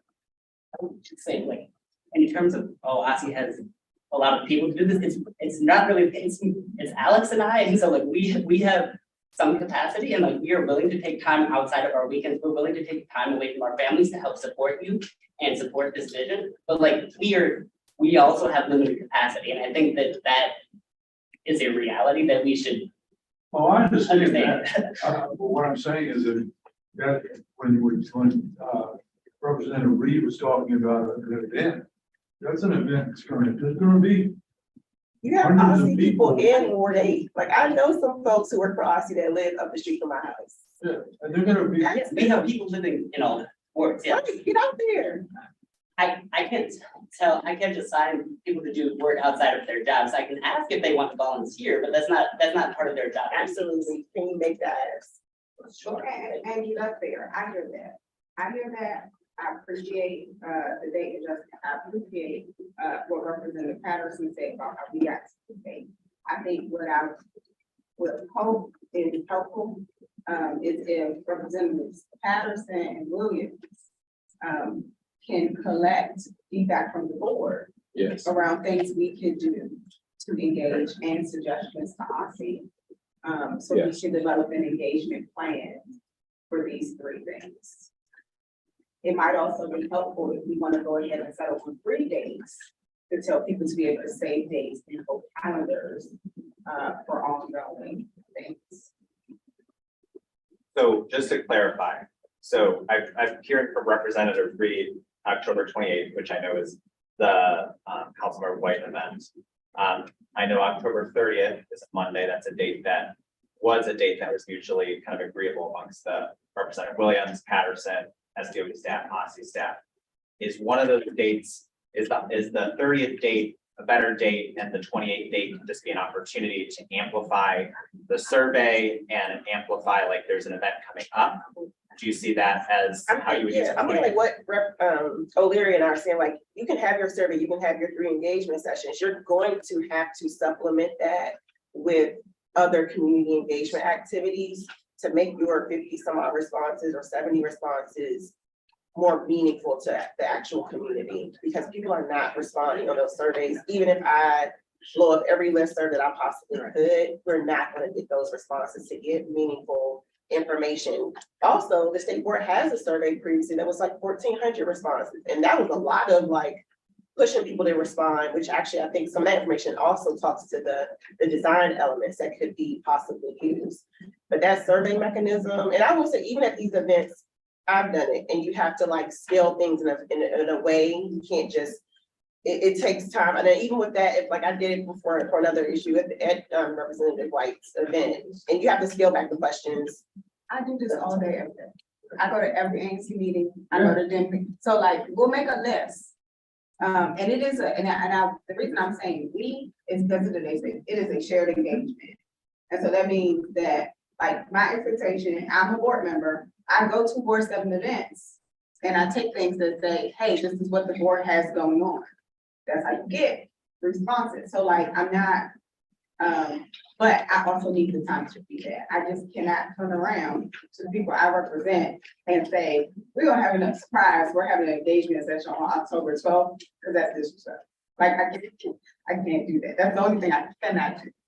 Everything else I'm willing to work with you on. But we'll work together to come up with some feedback and an engagement plan and a way forward.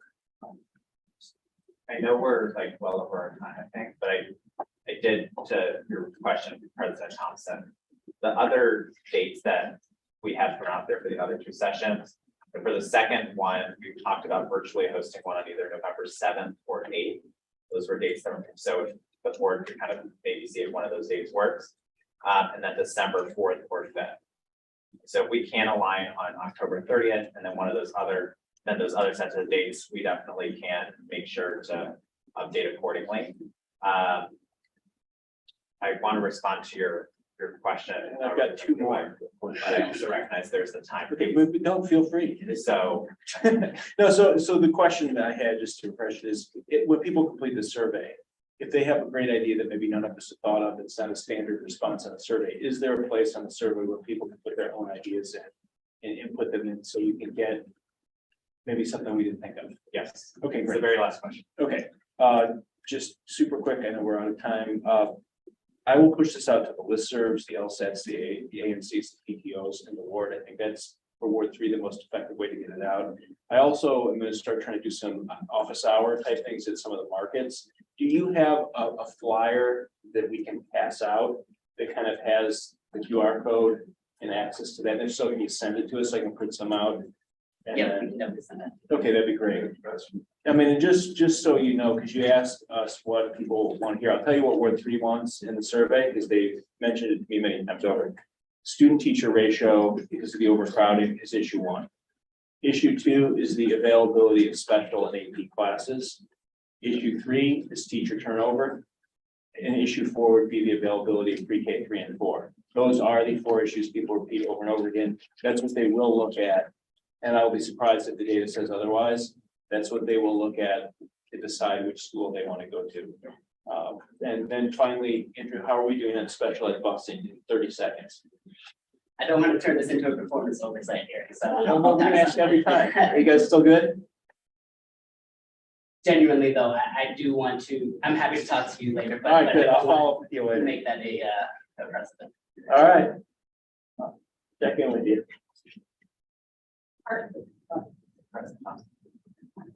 Oh, I'm sorry. I'll be brief.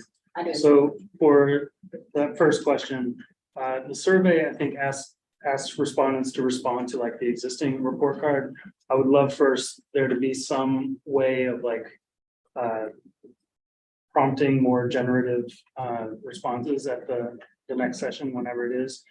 So like, for example, Kathleen shared with us, like, here are things that other states have on their report cards. And so I think it would be helpful if people had other things to draw off of as they're discussing this. So not just reacting to what we've had before, but also some other alternatives. And then did I hear correctly that the summative score based on the new metrics, the new weights will be displayed on this year's report cards? So the accountability system and metrics that were approved by the state board in summer of last year, that calculation will be used to calculate the summative score for 2023. And then the summative score will be on the 2023 DC school report card, because we are operating under the content proposal that the state board approved in 2018 that says that it is to be included. And when are those released? It'll be released before the end of the year. We're still working on the timing internal. And I did share with them, that all the stuff got to share with you all, that you're treating regard to state by state. I just put a copy there. If it's helpful, we know the dates for NFES are The 2nd and the 9th of December. so chances are it'll be released before NFES. Will y'all be collecting information at EdFest? Will we be collecting? Well, sure, but Ossie, will you be collecting information at EdFest related to the school report card? December at that point. I know you'll be there. We can definitely just discuss that. You should consider it. Yeah, the thing that I wanted to just kind of mention as we plan and as you plan also moving forward in months to come, just like and what we talked about in our meeting is like for the third engagement around like interaction and really, giving the public something that they can interact with, right? It's gonna be very different if there's if we give them a handout, but the way that they're actually engaging with it is through an app or through a website or something. So I'd love for people to actually have an experience kind of demo that prior to the finalization of it.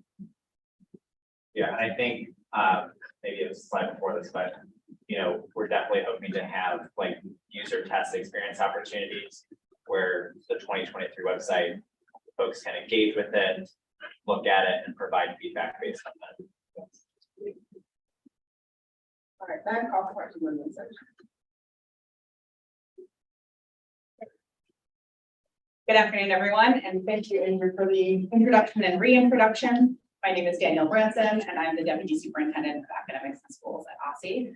And I'm excited to talk with you today about our proposed process for the evaluation, revision, and addition of academic standards. Okay. So we'll start with a little background of where we've been and where we are right now. Following adoption of the new social studies standards, which was truly a historic moment, OSSI and the state board decided to come together to work on a shared process for how we formalize the way in which we engage in the revision, update, and addition of academic content standards. This working group included myself, Jen Briones and Kaplan, and thank you for your partnership in this wonderful work. We have been meeting monthly since June to come up with the process that we are proposing to all of you today. After reviewing our own models, looking at other state models, and going through many different iterations on how these processes could function, we developed two streams for our standards review. The first is how we address consortium standards, either multi-state or national consortium standards. One example is the LEDA English Language Development Standards consortium that we are a part of. And then the other body, the other stream of work is around our DC-specific standards. And this is something like social studies, where the bulk of our standards do fall into this category. What you see on the screen here is our high-level main process steps, but the meat of this is included in the document that you all have, which outlines specific step-by-step handoffs for each of these two streams of work. So the first outlines our process for our consortium standards, again, like our LEDA English Language Development Standards. These standards are updated by the individual consortium and may exist outside of our formal timeline. However, what's important to note here is that OSSI, as part of the consortium, is often serving on the advisory board and working with representatives across states in this work to serve on different working committees that address issues such as standards revision. So we'll be a part of that process advocating on behalf of the district. The first step is in this process for OSSI to review the consortium's updates to standards. And again, as a member of the consortium, we will be a part of this ongoing process.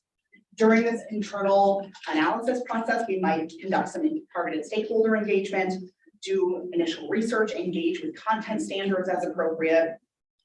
If we agree that the standards should be updated, then we would proceed through the steps you see in this memo. If we do not believe that the standards should be updated, and we need to embark on a decision to leave the consortium, we would then trigger moving into state-specific content development and standards setting. Presuming we agree that the standards need to be updated for the consortium, we would move on to step 2. This is where OSSI would then present the revisions for the consortium standards with OSSI's rationale and support for approval for the state board at one of the working sessions. In the next step, the state board may choose to engage in public engagement and provide comments or share a summary on status. And we may have the opportunity to make state-specific, DC-specific modifications to consortium standards. We know that is practice that we have been a part of as appropriate and feasible. Then OSSI would bring standards to the board for a vote for approval, and then voting may occur in public meeting. The memo also includes the process if we were joining a consortium. The process and handouts are very similar to the process to revising standards, so I won't walk through them because they're very similar. It also notes at the bottom that, again, if we do choose to leave a consortium, it then triggers the development of DC-specific standards. The next process is how we address non-consortium standards, so DC-specific standards. This work is much more involved as it's done entirely at the local level. The bulk of our standards fall into this category, and you are intimately familiar with what that looks like for social studies. The first step is that OSSI conducts a review of the standards. This may include analysis of our current landscape, other state standards in this area, current research, soliciting feedback from the field. The second step, again, is for OSSI to determine whether revisions are necessary, and this will involve, of course, consult with state board leadership. And if revisions are deemed necessary, then we will proceed. If revisions are not deemed necessary, then that will stop and end review. The second step, or the third step here, is for the state board to conduct its own public engagement and research on what should be involved in the standards. State board would then share summary findings or guiding principles, depending on the level of engagement that you choose to embark on. Step 4 is a very significant lift where OSSI will then take the lead on drafting either new standards or a revision to the current standards. OSSI then submits a draft for the state board's feedback, and then it will be open for public comment. Public comment is designed to last at a minimum 30 days. There will be a working session to solicit feedback on the first draft. Then we're looking for state board to provide written feedback on draft 1. OSSI then takes all of that feedback, provides additional updates, a further revision on a second draft. If there's agreement that it's clean at that point, it may then proceed to the voting process. But if not, we want to be nimble here and allow for more substantive feedback as needed to trigger a third review. If a third draft and hopeful final draft is ready, then it will go toward the voting process at a public meeting. I know you have this in front of you, and I walked through that relatively quickly, but I know you've seen it, so I don't want to waste your time with information you've already seen. I'm going to go to our next steps, but we'll have a third. Yeah, absolutely. When you say leave the consortium, so is that a permanent departure from the consortium, or is it just to say we're not adopting the specific set of standards along with the consortium? It's a good question. I think it's contingent on the way the consortium is structured. So oftentimes the way the states are connected is around the standards as a foundation. They are also sometimes connected by the assessment they give. Just because you choose to not adopt the standards doesn't mean you might not lose partnership with the other states. So I think it doesn't mean that you lose the partnership. I think it needs to be, we try to make this nimble enough that it can be flexible for the different types of. So what you're saying, we're not adopting the set of standards along with the rest of the consortium, we will trigger our own process. Yes, okay, absolutely. I'm going to move to the next slide of just our next immediate steps, and then would love to open up for questions, clarifying one other. So upon your agreement, the dual stream review process will then be put forward to resolution. So I wanted to note that, but we also committed today to talk about our annual review process for specific standards. This year, we're moving forward, as you know, with the development of our financial literacy standards and our social emotional learning standards in accordance with the timeline on the slide. And those are in progress and in development. I know you have seen the financial literacy timeline recently, so I'm not going to spend time walking through it. But the SEL standards we wanted to call out that are also in development, already in progress for this year. Drafting is in progress and will go through spring of 24. Spring, summer 24 is when we'll be able to share draft standards and give an update. And we have a goal of finalization before the start of the school year. You can see we're also embarking on forming an exploratory committee to learn a bit more about artificial intelligence, which is coming up later in the year. If State Board does approve this process today, then OSSI will move forward to identify the next set of standards for approval with this new framework starting in 24.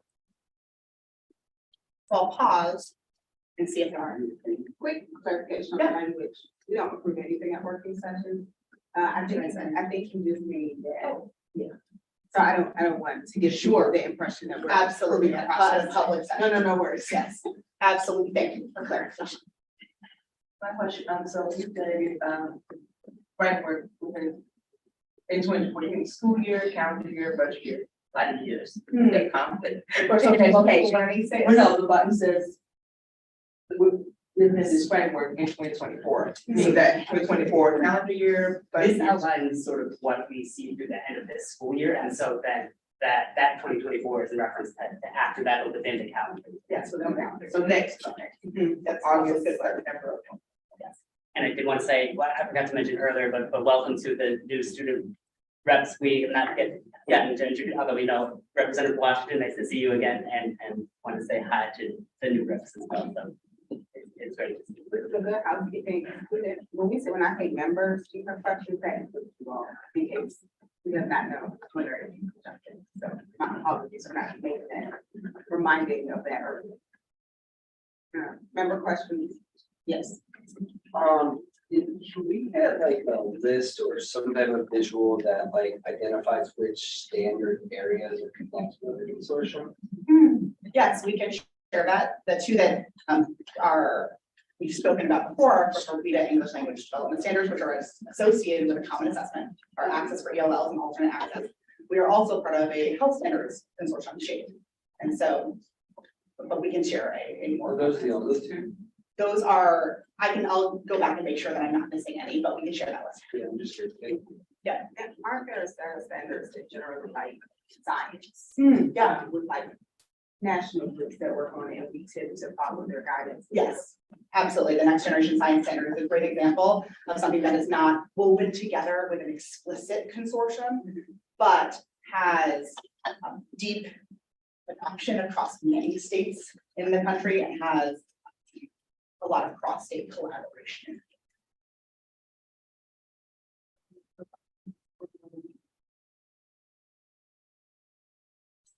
Yes, just to clarify, how soon were you hoping that the state board kind of thinks about this and then ponders adopting a resolution? I think that's sort of up to you. We're willing to work on with what works for you. You don't have that date. I would think that the earliest would be November. And it's it's probably helpful for everyone, but it's my failure of memory. The working group, have you all concluded all your meetings? Yeah, unless there's anything that comes out of your. Today. So we'll get the full. Okay. If there are no other questions, my individual comment is that, and I said this to you earlier, I'm really happy to see this class, but also, I'm super excited to see social emotional learning on here. We don't have social emotional standards, so that's new.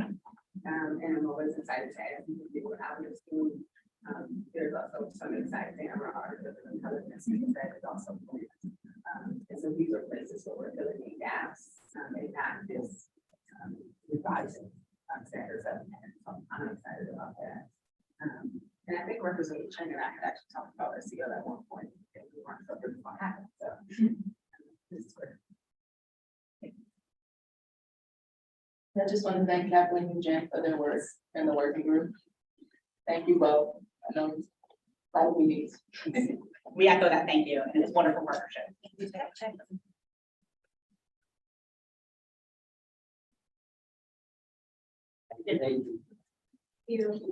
I believe, if there are no other questions or comments from Austin, that we're now moving to break. Probably a much needed break. I don't have time on it.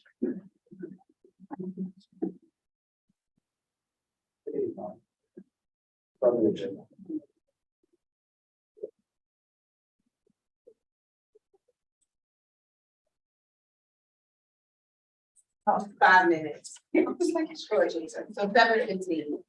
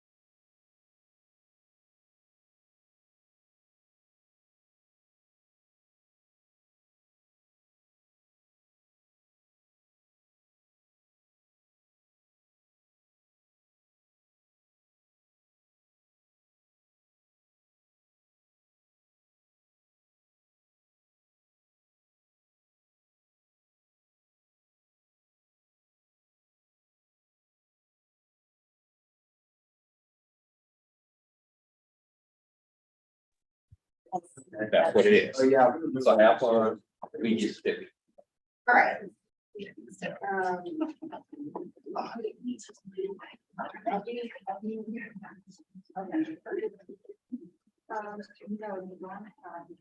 Retraining?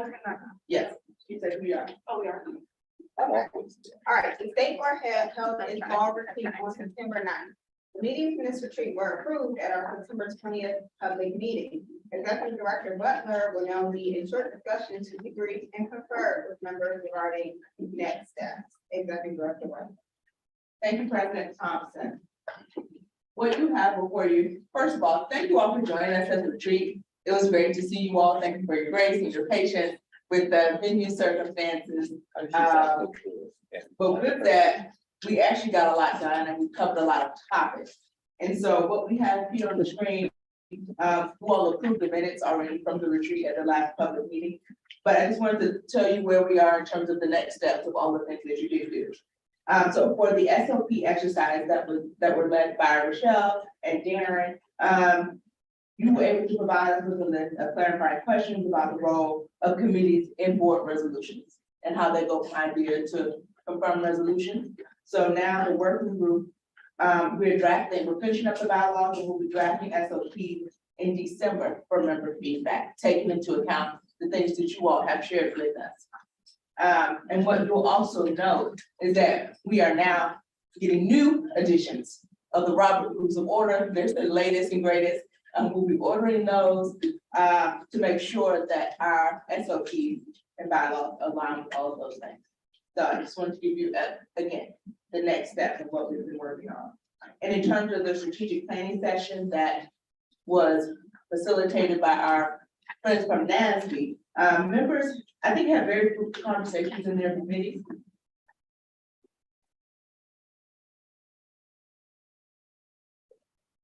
Had very fruitful conversations in their committees about what it is to define impact and success. One of the things that we are asking the committee chairs and committee members to do is continue to have those conversations about, what your committee hopes to, excuse me, about what your committee hopes to accomplish. Because we think it's really important to define success and to define how you're going to get the impact you need. I think the next step that has to happen when it comes to particularly the strategic planning part is to have a conversation with our student members around which committees they would like to be on and be assigned to. So that you all can be a part of that conversation of defining what success and impact looks like on our committee. Next, for the DC report card activity that was led by Kathleen, in your packets, both online and in print for those who often request printed materials, Kathleen has created a DC report card brief that outlines what is required, what other states are doing, what goes into a summative score and how a summative score is calculated and more. And those handouts are in your materials for tonight.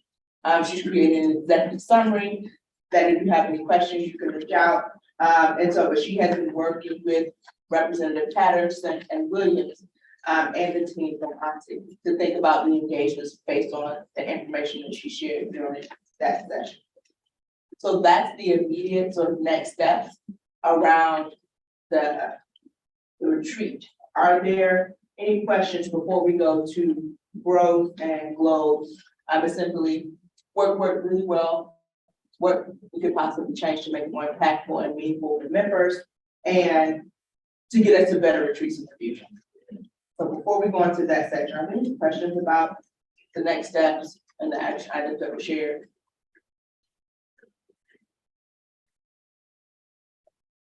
Great. So in terms of the retreat, we're going to open it up to this opportunity for discussion now. Talk about the globes and growth. So what things did you think went really well and you'd like to see more of? And what are some opportunities for us to do better and improve? The floor is now open to all of you. I thought it was great. He did a perfect job with it and there was no room for improvement. There you go. Well, that's accurate. Thank you. Yes. I really enjoyed seeing what other regions or other school districts were doing with their school report cards. In fact, that's what I used to generate my survey that I sent out. And I think it was really, really helpful for people to see what others, and by people, I mean myself, as well as the people who did the survey, to see what other school districts had, to see what it is that we might want to include as well. Excellent. I mean. Can I'm sorry. I have one other thing? Yes. I also thought that it was a really good opportunity to do some of that backwards mapping.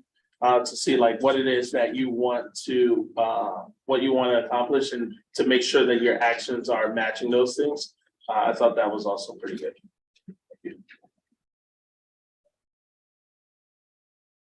Anyone else have any feedback on area of improvement? I mean, I liked having Paolo there. I felt like that added like Representative Best said, a way of kind of getting us a sense of what other states are doing. And I thought the amount of topics that was covered felt right. You know, and we just kind of carried on with a couple for a long bit, and obviously at the start they but yeah, so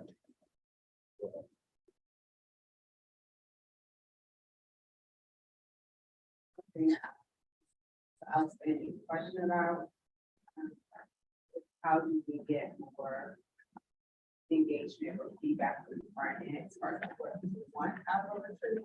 I know there were like less than quorum of members. I think gave us feedback about what they wanted to see or had questions about. And so it was a little bit, I think we tried our best with active planning for to be responsive. But I don't know, like, I don't know, I don't know what I don't know. And so if people have suggestions about like how they best want to give or receive feedback, that would be helpful for future planning inclusion. Yeah, I know that I wasn't sure, like I asked for things that were kind of outside the bounds of what we're allowed to do at a retreat. So I think maybe like it would all, whatever else we do, like add in that, like, here's what we can do in that setting and what we can't do since it's not an open meeting. I mean, I appreciate the way that you can make something productive and still in bounds. But it's helpful to know what the guardrails are. And I think it's quite easy in retreats to get into the weeds and think operationally, but that's what we do at these meetings, right? And so especially since members change, staff change, that would also be nice to have students next time to recenter us around mission, the processes, like create a vision together of what we want to accomplish as the unique group that we will be made of in that moment. It feels like the best use of that time, and I think you balance that nicely. But it may be that every retreat is actually quite the same, because the same exercise with a different group of people is gonna look very different. Even in thinking about how we actually do the mission, what's in scope, what's out of scope, right? But that alone to me would accomplish the goal. So that was one of the biggest things that we try to, I think for me, when I was looking at sort of how to make it productive for the board and for the staff. And it was like, even working with Apollo, it was like, do we need to revisit this mission? Do we need to update this? Because it was like, we were reading, we were like, I don't know how many of us were here when that version of the mission and vision were even created. I mean, clearly none of the new board members, more than half of the staff was not here. So like, it's entirely, yeah, so it's very possible those things don't even fit where the current duration of the board is. I think there's only one person that's here.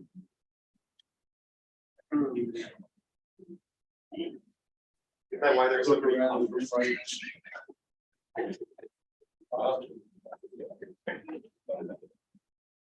Washington. And I do think that at some point we also have to, and maybe not, clearly not at the package, but maybe future retreats, delve into understanding our equity framework a little bit more and maybe updating that so it becomes, again, stronger, more valuable. To where we are now. Framework. Nowhere it's on my list of priorities exactly at the moment. But yeah, and so like I hear and like I hear the question of like what's in bounds, what's out of bounds. And I think that's true, like as we also think about the backwards mapping and planning like the work plans. I know like when I first came on the board and the governance committee, one of the things I was like, well, what goes in? It's like I used Jessica's template for social studies to create my work plan.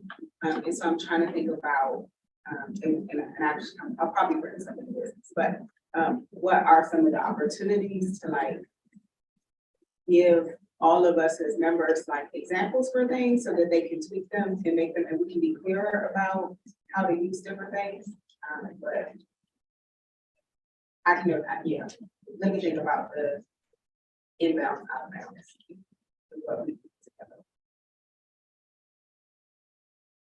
How many retreats should we every year?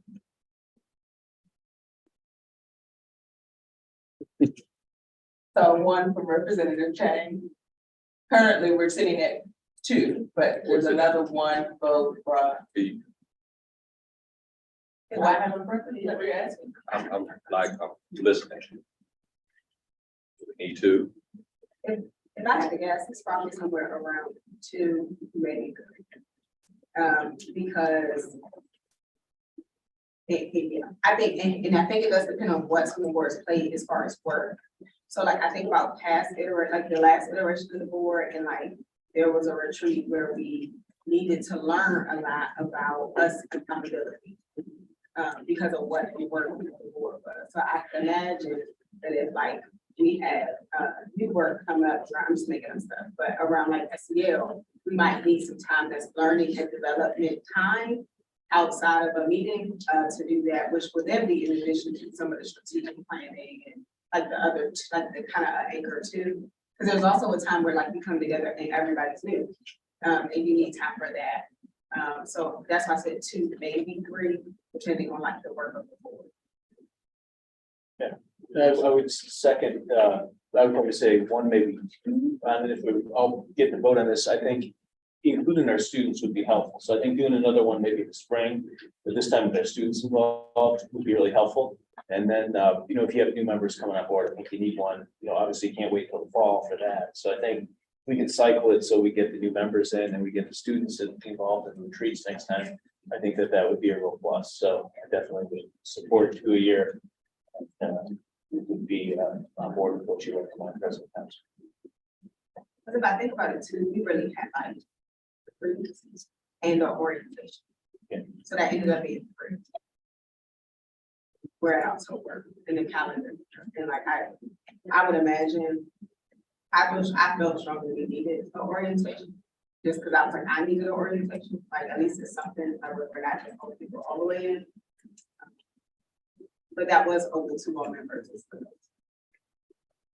I will say that at the staff retreat, one of the things that we did is map out the next year all the way through December 2024. Because I was not yet on board at the beginning of the fiscal year where after the election happened. So I didn't start till after that, but to even plan out for the staff. Okay, you know that whatever the election results are, the day after the election and it's been certified, then we need to start an action plan to get things in place. So maybe we're not waiting till people are sworn in to get information and hold like orientation or to get them IDs. I think a lot of that process was later, because there's like a leadership transition at the same time and we onboarding new members. And ideally that wouldn't happen again. Like we'd like to get all of your orientation information and work done before you come in so that you can pay on time and those kinds of things. So the team is already planning on what our work looks like all the way through December 2024, knowing that there is an election coming.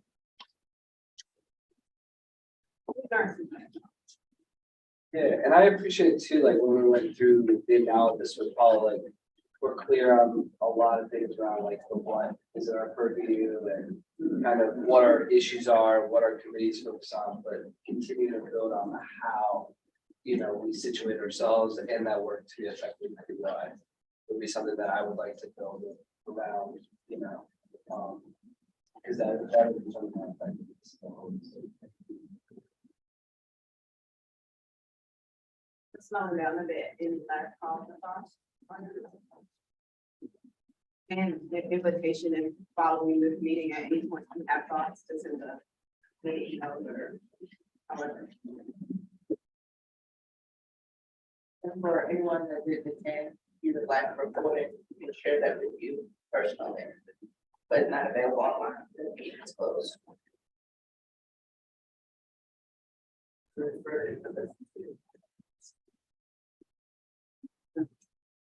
All right. Thank you, members for feedback. Thank you, Director Butler, for leading us through that conversation. I'm going to move us to committee reports. So each committee chair or co-chair has 3 minutes to chair, followed by 2 minutes for questions. Committees are still in alphabetical order. So I'm going to you first, Vice President O'Leary, and then committee. The admin committee will meet on tomorrow. That's my report.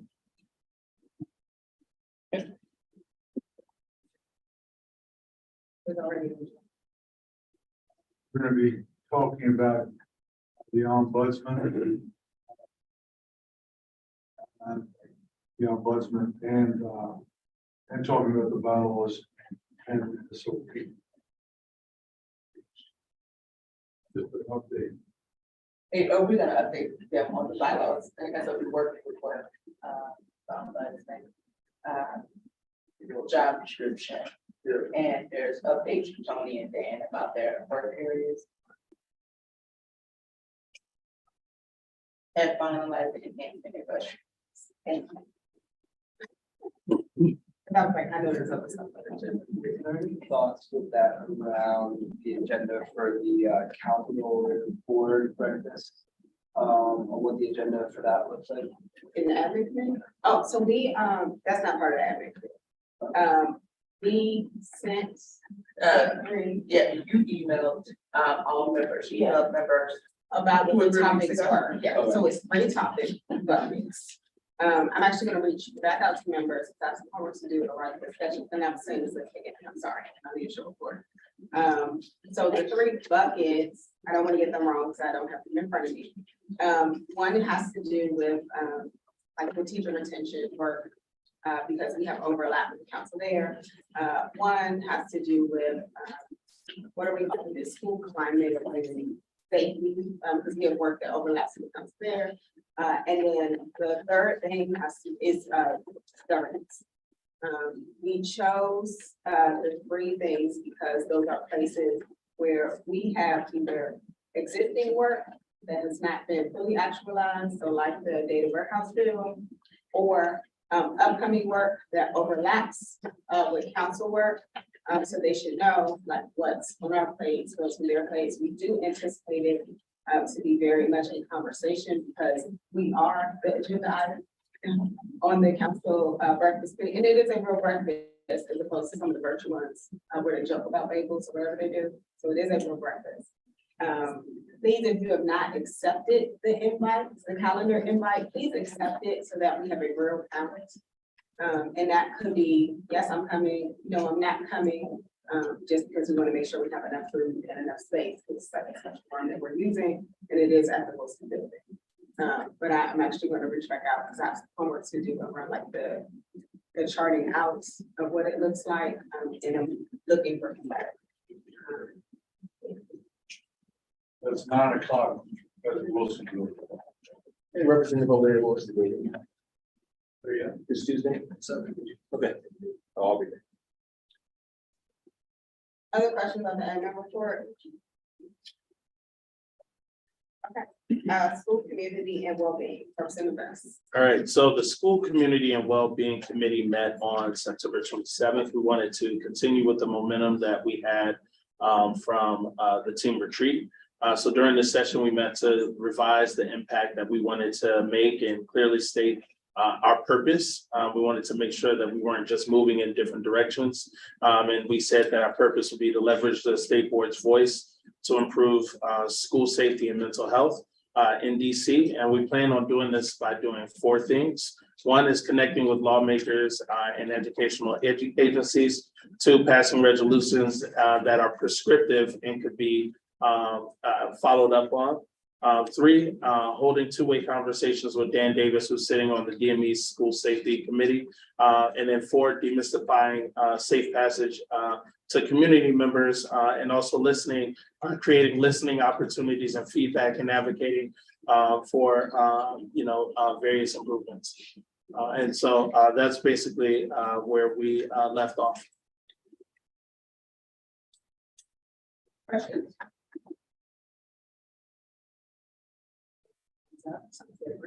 Any questions? Yeah, I guess with regards to the student, like the mental health piece, are we talking about student mental health, educator mental health, both? Right now, it's looking at both. I mean, I know it's just such a challenging thing, like where like there's pipeline challenges for, having more providers and trained providers in schools. And so I'm just kind of curious kind of how we, like, I know that Councilmember White has been supportive of making sure that we're like solving that more longer term, but I'm just still wondering like what we can do in the immediate to like help support and incentivize community-based organizations to partner with schools. So I'm glad that the committee is looking at that, and I just kind of want to underscore the importance of it because I know that caseloads for counselors are still very high across the district. Yeah. Thank you. Looking forward to connecting with you all around what process we want to set up and what checkpoints we want to set up with the Office of Student Advocate running the committee. Yeah, so that is the action item on my list. And I think also we also said we were gonna also identify some of the questions that we want you all to also leverage up when you have your meetings with various other agencies as well.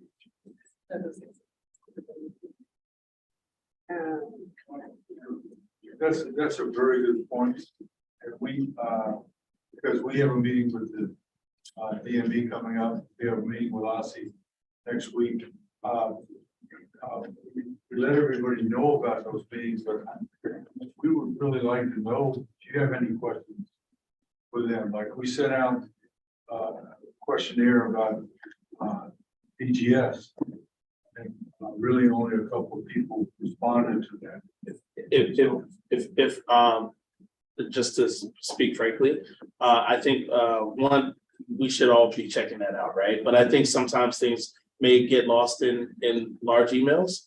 Maybe if it's like a one-off email saying, hey, we're about to meet with so-and-so, like what ideas do you have? Then that could also be another way that we could also get involved, because sometimes it may get lost in the mix. And once again, that's still on us to make sure that we're doing our due diligence. But if we're saying that like, hey, we want your input on that, I think that would be a really good way of going about it. I will take the responsibility of that. Thank you. I'll send you one. Sounds good. Other questions? State, local, and systemic policy. Right here. Want me to take it? All right, so a couple of things came up. We did discuss the DC school report card. One thing to note was there was agreement in the spirit of not ranking schools. And there were a couple of different opinions on still figuring out what that looks like for the board. So nothing tremendously new on that area, but it was a topic of conversation throughout the meeting. Representative Goulet, as we've known, has been helpful with starting the conversation around advocating for the WTU teacher contract. That came up during our meeting. It's something that we want to continue to kind of move forward as a board, along with just kind of looking comprehensively with teacher turnover. So that's something that I'm personally also looking forward to talking with council members next week about. And with that, evaluations and just other things that could, help keep teachers in our schools and in neighborhoods close to school. So that was discussed. And then Representative Best, I don't know if you want to comment, but we did talk about both the financial literacy and the artificial intelligence standards. We were supportive of your timeline with that. We didn't necessarily think that we wanted to kind of greenlight your ability to kind of move forward with planning a roundtable. So you had support of the committee with doing that. And then obviously we all heard from Aussie today around the co-planning of the public discussion. We had this meeting before my co-chair and I met with Aussie, so we didn't have that October 12th date when we met as a committee. And then still needs to do some work to figure out what the state board engagement looks like this fall. I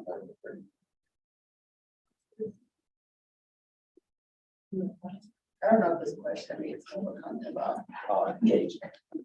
But it may be something to bring up in the business, just sort of the status of where we are. Can you speak a little louder?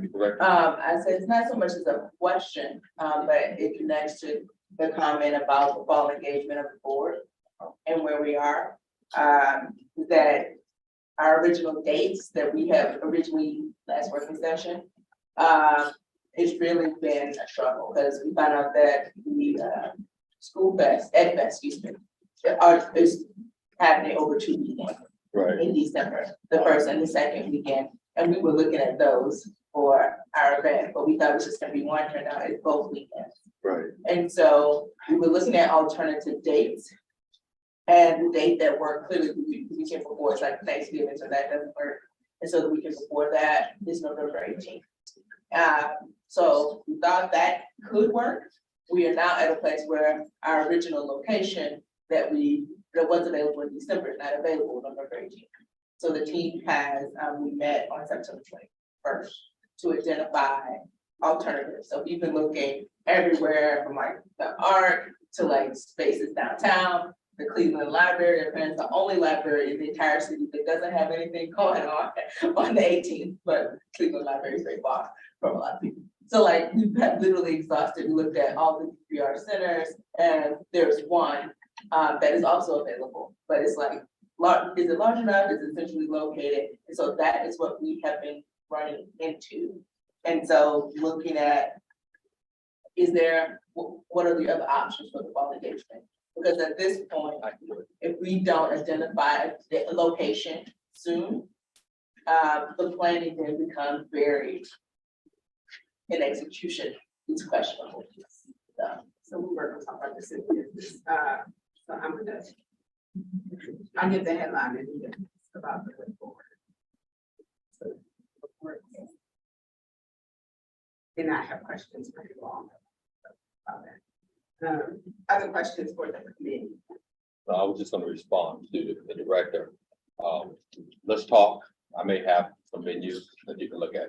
We're about to have a whole conversation. I have a question, ranking. The report was that we don't do the ranking of schools. Yeah, Just so say a like, little bit more. sure. So this was the context there. Came from the question on Aussie's survey, in which like you could pull up a school profile and it might have a score from 0 to 100. So that if you're clicking on, say, School Without Walls or Cardozo, or something, we didn't want for there to be a raw number right on each school's profile, but just like kind of rank schools. And that was just prompted by one of the questions on Aussie's survey. So it's some, okay, when I heard ranking, I'm gonna tell you what I thought. I thought we meant like a list of like, this school is 1, this school is 2, this school is 3, not necessarily the display of the score. That was mentioned as well. Oh, okay. That's good. I can make it. Like, I can't they're hear you. very much related. I said that was mentioned as well, like the use of the scores, like, I'm gonna be able to sort from 100 to 1, or whatever, and not wanting to be able to do that, so we one manifestation of it. I think it was partially about like, what is the purpose of calculating a summative score and annual meaningful differentiation, and making sure that it's about improving schools where the scores are lower, rather than like, punishing them or saying like, the school is a bad school, they have a low score. So making sure that there's like the right context around a summative score, that it's like, this is an indication that this will Right. be more resources or help, rather than setting about. Okay, so it's a question of contextualizing. All right, that's. Other questions? Or comments? I don't know if anybody. Yes. I just, as a community member, and I agree with what you said in the representation, I think what my position is with the summative scores is they're useful to parents. In my ward, probably not something that is as big of an issue as for parents making a choice between charters and CPS. I think that can be useful there. But, you know, I think it should be in context of being one of the boxes that someone can click on amongst that display that we just saw from OSSI versus something where, you know, each school basically is in ranked order based upon a measure that really measures, it can measure poverty as much as it does the success of the school of educating kids. So I think it needs to be in context. It needs to be a box. It should be readily available because it's useful. Parents do want to see it. We should hide it from them, but it shouldn't be something that, you know, is overstated in value. I just wanted to be able to kind of take the middle of the road approach on this, have it available, people can click on it, but just not have it be mislead people in terms of like there's a rank order in terms of quality. Right, the house. And to add to that, Madam President, is that we have went back and forth a lot. And in the meeting, we definitively said that we're not ranking schools, but there will be a summative score. We will make sure that, you know, that it's placed somewhere, that is still the debate, but that we felt that it was relevant for the transparency of how a school, you know, what their dashboard looked like, what went into those metrics and what they got, so that it's going to be somewhere within each school's platform, so to speak. So we've had those conversations, but we're not ranking. To me, that's more of a semantic when we get started, as opposed to these are the things. So these are the scores, so to speak, that went into what you're seeing in a dashboard or whatever we decide to do. That's helpful. I just like, I hadn't heard that, like the term ranking in the, like, except for when we talk about like the ones that have to be, so I just wanted clarity on it. I'll go back to the notes, but. So that I bottom wanted to five, make sure I understood. right? We've been talking about this with Taya for the last year. I'm curious for the 2 new student reps, actually. Your take on this point of how you would display Question. that ranking score, whatever we want to call it. I think it could definitely be used as a source of pride for students, but I also think that the inverse of that could be true. And you don't really want a situation where someone's going to a school that's really their only option and then kind of being, I don't want to say ridiculed, but made to feel bad about the school they attend, which they didn't really have a choice to attend. So I think there's definitely some danger in that, especially making it public. I don't know. So if it were displayed on the page of a school, where would you put it? I think I'd like there's to think about this, and I think and what do you have an answer right now? I think that I'm also wondering like. an objective summative score might not be the best way to judge schools. I don't know how you would contextualize it, but something that would contextualize a score would be very essential, because I think that a score has insurmountable issues that kind of are not very productive. Yeah, I definitely agree. I think that, like, if you were to display it on the school's website, there needs to be like clear context about what that school represents so that people can understand like what the benefits of going to that school would be opposed to like another school with a different ranking. And just like that explanation and nuance to like what the schools mean.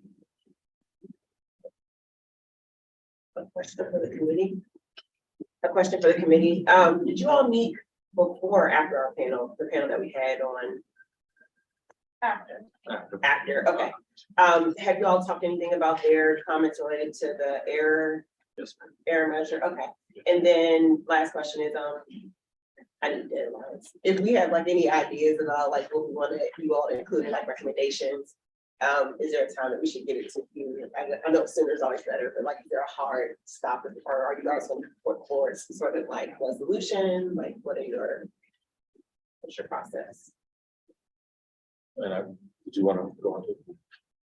You can start if you want. What I will say is that as far as a hard deadline to be specific, they're looking to do this so that we don't have to use this report card again. I think they want to have that done somewhere around December timeframe is what they've been discussing with us the whole time. So that the last iteration of what we're using right now will be the last one, and they'll be able to put everything together for the next ranking. So we're talking about December, the end of December.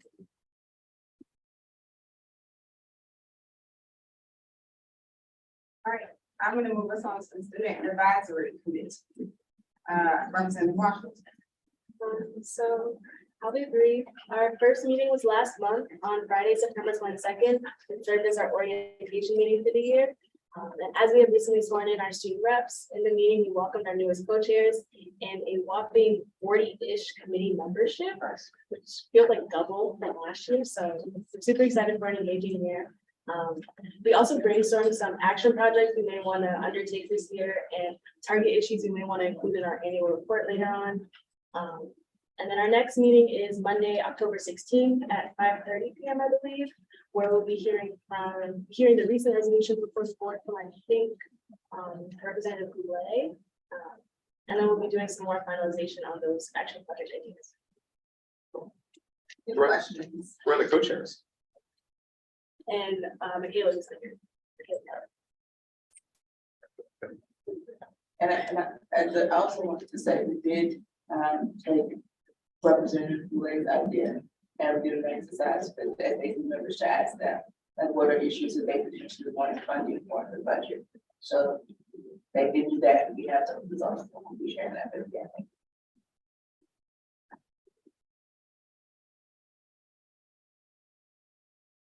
Vice President Leary would like me to see a list of all the SAC members. How are you noticing things are different with this iteration? I would say there's a lot of members definitely.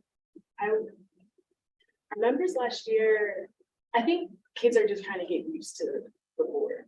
I'd just say it took a minute for our members to kind of get warmed up, but once they got comfortable with each other, they were very vocal. And I would say since we have so many more kids, we have a lot more different diverse perspectives. So like last year, a lot of our decisions were unanimous, but this year I predict a lot more controversy, I guess, in regards to resolutions. Is there anything that the rest of us can do to help as you get going? Come and present resolutions as you guys make them. I know you guys already do it, but just reestablishing them so they can hear it from Bill.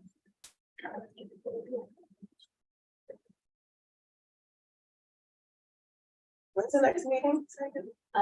October 16th, Monday. I think it's at 5:30.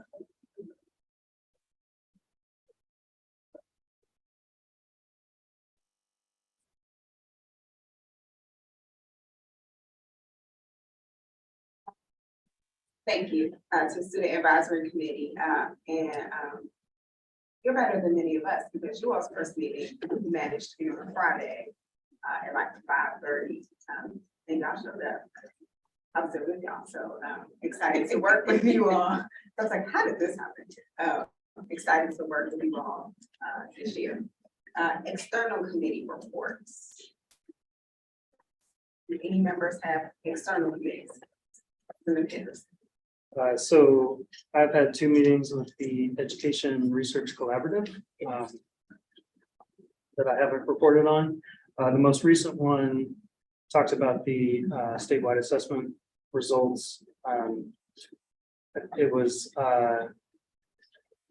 you could go back and see the presentation that Aussie did on that.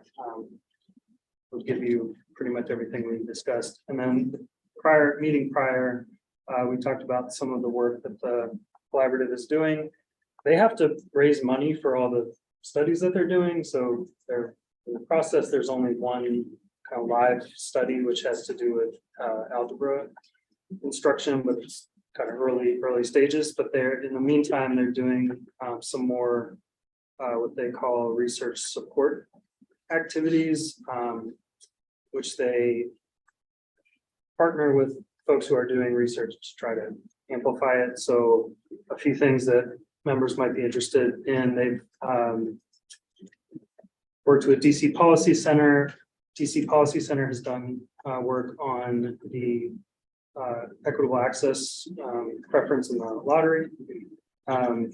And Empower K-12 has done research on school climate, including educator well-being survey.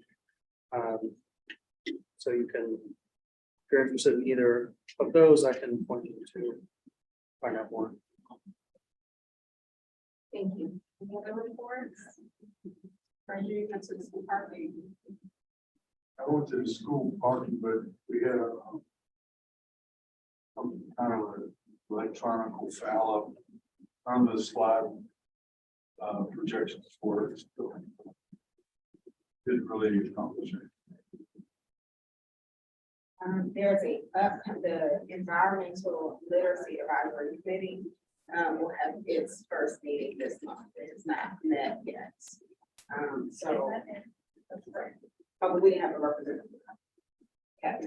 So It met twice, like 2 weeks apart, and then there was like a full break for the summer. And then now we're gonna start again. So I don't know that. well, I was wondering, so that's another question about it. So that's mid-October, so I'll have a report out for our next work session. But that is coming out. Any other external committees? Once. We are now going to move on to our new business. I'm going to ask members if there are any additional items of new business to add to the following list. We have SR 23-12, approving fiscal year 2025 need for appropriations and enhancements. We have CR 23-11, celebrating the Charles Summer School's 150th year anniversary. We have CR 23-12, recognizing Hispanic Heritage Month. The CR 23-13, celebrating city public charter schools, 25th anniversary. Representative Boulay, your resolution do not have numbers. Okay. But I'm anticipating they are also here for new business. Yes. Should I read the titles for you? Yes. Okay, so in no particular order here, we have the request for the Attorney General to issue a written legal opinion on the Schools First Budgeting Amendment Act of 2022. We have the resolution on improving the transparency and public engagement of the individual DCPS school budget process for fiscal year 2025. We have the timely settlement of contracts for the Washington Teachers Union and Council of School Officers. And lastly, we have the principals being spelled LES, that is school principals, for the 2023 DC Public Education Master Facilities Plan and Boundary and Student Assignment Study State Resolution. So those would be the 4 new business. Are there any other items for new business? I know I mentioned we have a discussion about fall engagement. And then one is actually about committee work. But it's still on the virtual. That's part of the fall engagement conversation, or is it separate topic? They're separate. Sorry, may we add, the virtual engagement that Dr. Reed had brought up.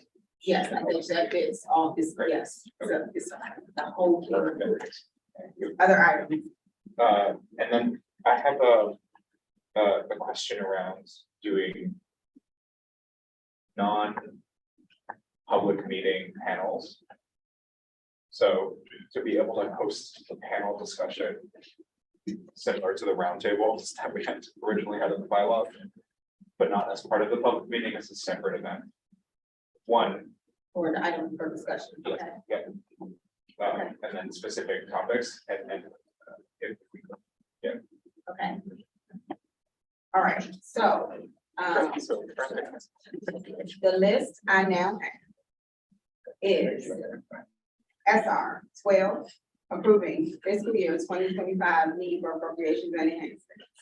I have CR 2311, celebrating Charles Sumner School, CR 23-12, recognizing Hispanic Heritage Month, CR 23-13, celebrating Seed Public Charter School's 25th anniversary. SR 23, I guess this will be 13, and that's going to be on the WTU contract. SR 2314 will be the one on the master facilities and benefits. SR 2315 is the question of the legal opinion on the school's first and budgeting act. wow. SR 2316 is the improving the transparency and public engagement process for BCPS. And then I have fall engagement. I have building on strategic planning. And I have not, what do we call it? Other meetings. Great. Okay, in that order. All right, so Executive Director Butler, need for appropriation. For the need for appropriations has not changed, since our last meeting. What we will do in tomorrow's admin meeting is get the final updated numbers, because we have gotten some guidance from our contact in the council office about requesting certain things. For example, we were looking at funds to update the office. He shared with me that we would not request that on our, as a part of our enhancement request. It's a separate capital improvement plan request form. So we would make them at the same time, but it's different form, so it's not the same group for appropriation. In the way in which we have described it. But then again, I say all that to say, they have not shared any budget process or updated forms, and they will not be doing so until the day before our vote. So they have planned a meeting October 17th, by day, next people, to release all the budget documents for FY25, the process, the timeline. There is an all-day meeting from 10 a.m. to 4:30, where me and Roma will be attending. So again, this is still a lot of speculation. I've asked separately after I got that, if they can just provide us with guidance on like deadlines so that we can vote and have the necessary information. And I was told that they could not release that information until the 17th. So if for whatever reason, what they share with us inhibits a vote on the 18th, we will promptly share that. And we'll get an updated chart that's. Yeah, we haven't even gotten the chart yet. We haven't gotten anything. Okay, Cool. So I think one thing we will, so thank you.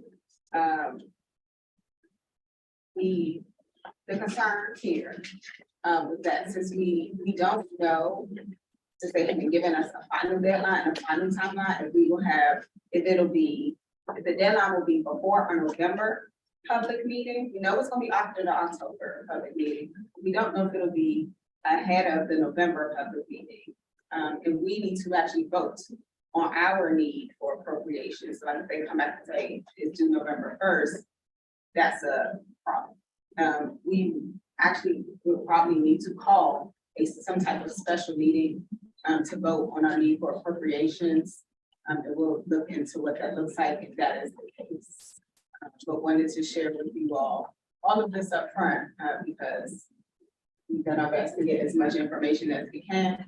And all of us as collective government agencies, quasi-independent or not, are in the same. So more information to come. Other questions is completely up.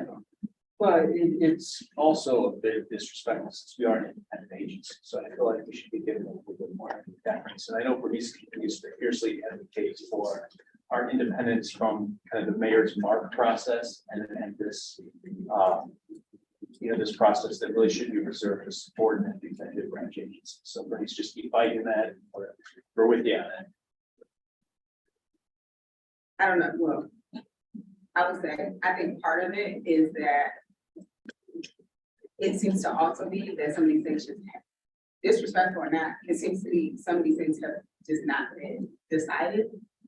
And so no one will tell us because they don't have anything to tell us, which is also not ideal or acceptable. But we are doing our best to gather as much information as everything. And I do believe that part, well, it's not the full, but part of the delay is like, they didn't know if there was gonna be a government shutdown, like how that may impact, like, there were several factors clearly beyond the district government people. Yeah. Because if the federal government shuts down, then that may means massive ocean reserve, because we have our money, and some of that money that we have comes from the federal government, and for that reason, people had not drawn down those, but it just could impact reserves and those kinds of things. So I think it was delayed, but that, and then also maybe to get the updated projections that came out last week or We can continue to speculate as to why. It doesn't change that we don't have forward stuff. Yeah. Other questions or comments? Is it worth bringing up with the council on Tuesday? Yeah, so I mean, you can't, none of the agencies have got budget documents. We're in the same boat that the main directors. In a way, we are partners with the council on this to a degree, because there's 5 agencies that should be kind of independent of the mayor's budget process, and should be treated differently. One would be the council, EC auditor would be another, the Office of A&Cs, because those are 3 legislative branch agencies. And then we have 2 independent executive branch agencies, us and the Attorney General. And I feel like generally, when I was budget director for the mayor, whatever the council said they wanted, we put it in, because it was like, we didn't want to kind of contaminate that process, and we made the numbers work. So I do wish, it was when we submit a budget, given the infinitesimally small percent we are DC's budget, that they would just go with what is recommended by our elected President Thompson and then by you, Bernice, as executive director. I wish they would just put that in, as they should for those other 4 agencies as well. So maybe we can form a kinship with the council on this issue. I mean, I would say, so I have 2 thoughts that are related. So one is like, there is the overall fight about what it means to be independent as an agency with the board, like, those things. And then there's like the question of what we need, from the executive to like, do our need for appropriations, period. Like, even if they did it, like, literally, nobody does. And like, I would, so I do think, and we have been actually pretty closely aligned, especially with like the chairman's office and support for the things that we do need. But I do think of even if that is the case, this question of like why these things haven't come yet is separate. Both of them are not ideal. And so, yeah.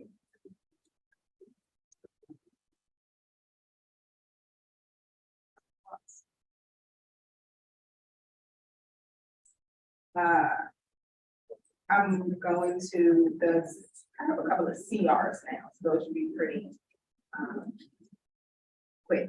CR 23-11, celebrating the Charles Sumner School's 150th anniversary. I can talk about this. The day before the 150th anniversary celebration for the Charles Sumner School, city reached out, and which is also the day before our previous public meeting, and that was a resolution I thought that was too short of notice and that we could include it in our October meeting. There's a draft in your materials. If you all have any questions or feedback, feel free to let us know. But the OSCE team did share language with us. And before that, take a little bit of the burden off the state for it. The resolution is for the archives. The summers, which is also the archives. Lots of questions, comments to the CR. It's not only an archive, it's a museum. And if you haven't ever been there, it's at 17th and M Street Northwest, and it's worth the trip. Yeah, because it covers the history of DCPS back into the 1900s, into the 1800s. It's really worth the trip.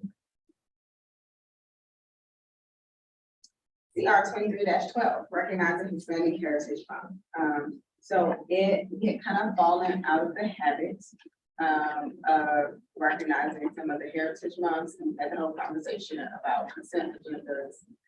This is one of the reasons why Hispanic. So we're trying to get back to the practice of that and bring right balance around still observing things without it being 20 minutes of our meeting. So in front of you, you all have the ceremonial resolution recognizing Hispanic Heritage Month, which we are. CR 23-13, celebrating Seed Company Charter School's 25th anniversary. So Seed actually just had a 25th year anniversary celebration. I think right, I think that was 2 weeks ago. I took the time to say I am a Seed alumni. I was the first graduating class of Seed. I was asked, could we do a resolution presenting a ceremonial resolution? One of the things when I raised this, Vice President O'Leary asked, do we have any, I can't remember what he said. Do we have any, not rules, but I mean, we have any guidelines for how many years it has to be before you get a recognition? I said, I don't know of any, and the board wants to do that something. Because we have schools that are 100 years, we like Eastern's 100, Woods is 50. I just know those, they're my ward, but I know we also have schools that are older than that. So that is how this resolution gets tweaked. And I feel like since it's, I know that we have a couple charters that some of our oldest, feel that they might also be finding things that this is good. Questions, comments? Well, whether it's on the resolution itself or or Vice President O'Leary's question of like, if it's worth us setting some guidelines around this.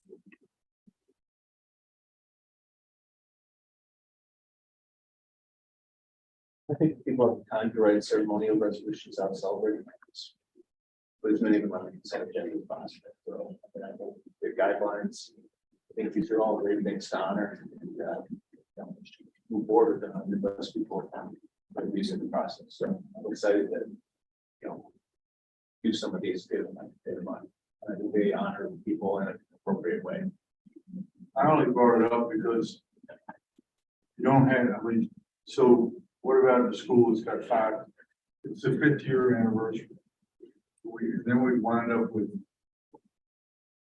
a boatload of resolutions and things. So we sort of cut back, as President Thompson said, on every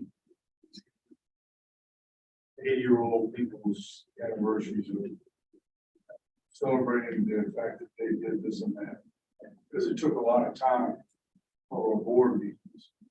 So I just think that maybe we ought to think, I don't know which committee will come under, maybe just some kind of a guideline.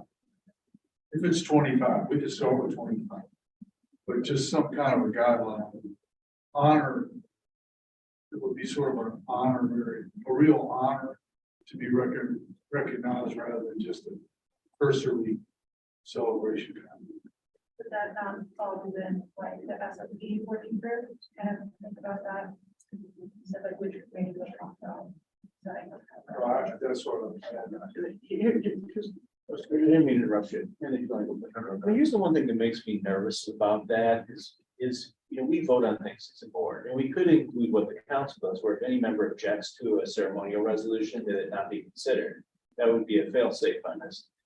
I mean, for me though, but it becomes subjective about something that may be important to, a school in one ward may not be viewed as something that's, important citywide, and that's why these are ceremonial. They're just, I wouldn't want, like, if there's a teacher that meant a lot to one community in my ward, who's retiring, for it to be basically a bumped out, like it should be.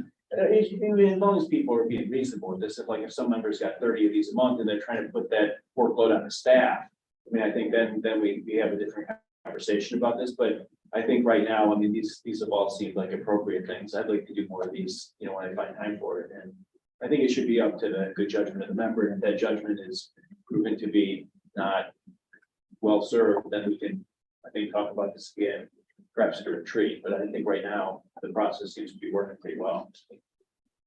Jump in, back to you. No, I was gonna say, I haven't seen anybody use these.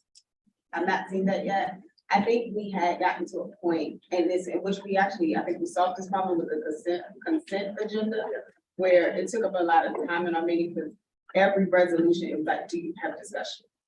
And then it was discussion on every single one. And that was too much. And I mean, I get the impulse for it, because I did it. Like, I was one of the people who commented on every single one. So I'm not saying it was everybody else. I'm just telling you what happened. We all did it. Like, maybe Alistair not so much, but everybody else did it. Okay. So, so like we fixed that problem. I'm not seeing abuse of this. Let me follow up with the question. Do we read right now the entire ceremonial resolutions, or do we skip that? No. Because I think reading the title is good enough. I agree. And then we don't read them, and that saves a lot of We time. don't read the ceremonial ones. We On only the read the consent. statutory. Yeah. Good. On the consent Right. agenda. That saves a lot of time right there. Yeah, but so that's what we started to do, I think, the first time we did it with May. Yeah. And so, you haven't had a ton of ceremonial resolutions since May, but, we read all the titles that are included in the consent agenda, do one round of discussion for all ceremonial, and then there's one vote. No, then there's one vote on the ceremony together, and then each, state resolution is individual. Unless we remove one, which has happened. I can't remember which one I asked to remove. Oh, when the students were, when like leave was transitioned, I asked, those were ceremonial. I asked to remove them from the consent agenda, so we could have discussion. Therefore, the entire resolution was read, so like you can bring things out in that type of way, but. I hear what Dr. Leary is saying, and I think I would prefer to spend that energy giving more legitimacy and follow-up and action to the formal resolutions first. Right, those don't even get taken seriously by the rest of our colleagues. So I would say I'm happy to keep the informality of the ceremonial resolutions and take the energy that I think you're bringing to this conversation and steer that towards how do we actually add more umph to the resolution. No, I agree, and what President Thompson brought up was, because we read the resolution, then everyone had to comment on it. That's what took up the time and games. So that's why we changed it to ceremonials being consent agenda. Great. But it may, I'm a worst case. Further discussion. All right, now.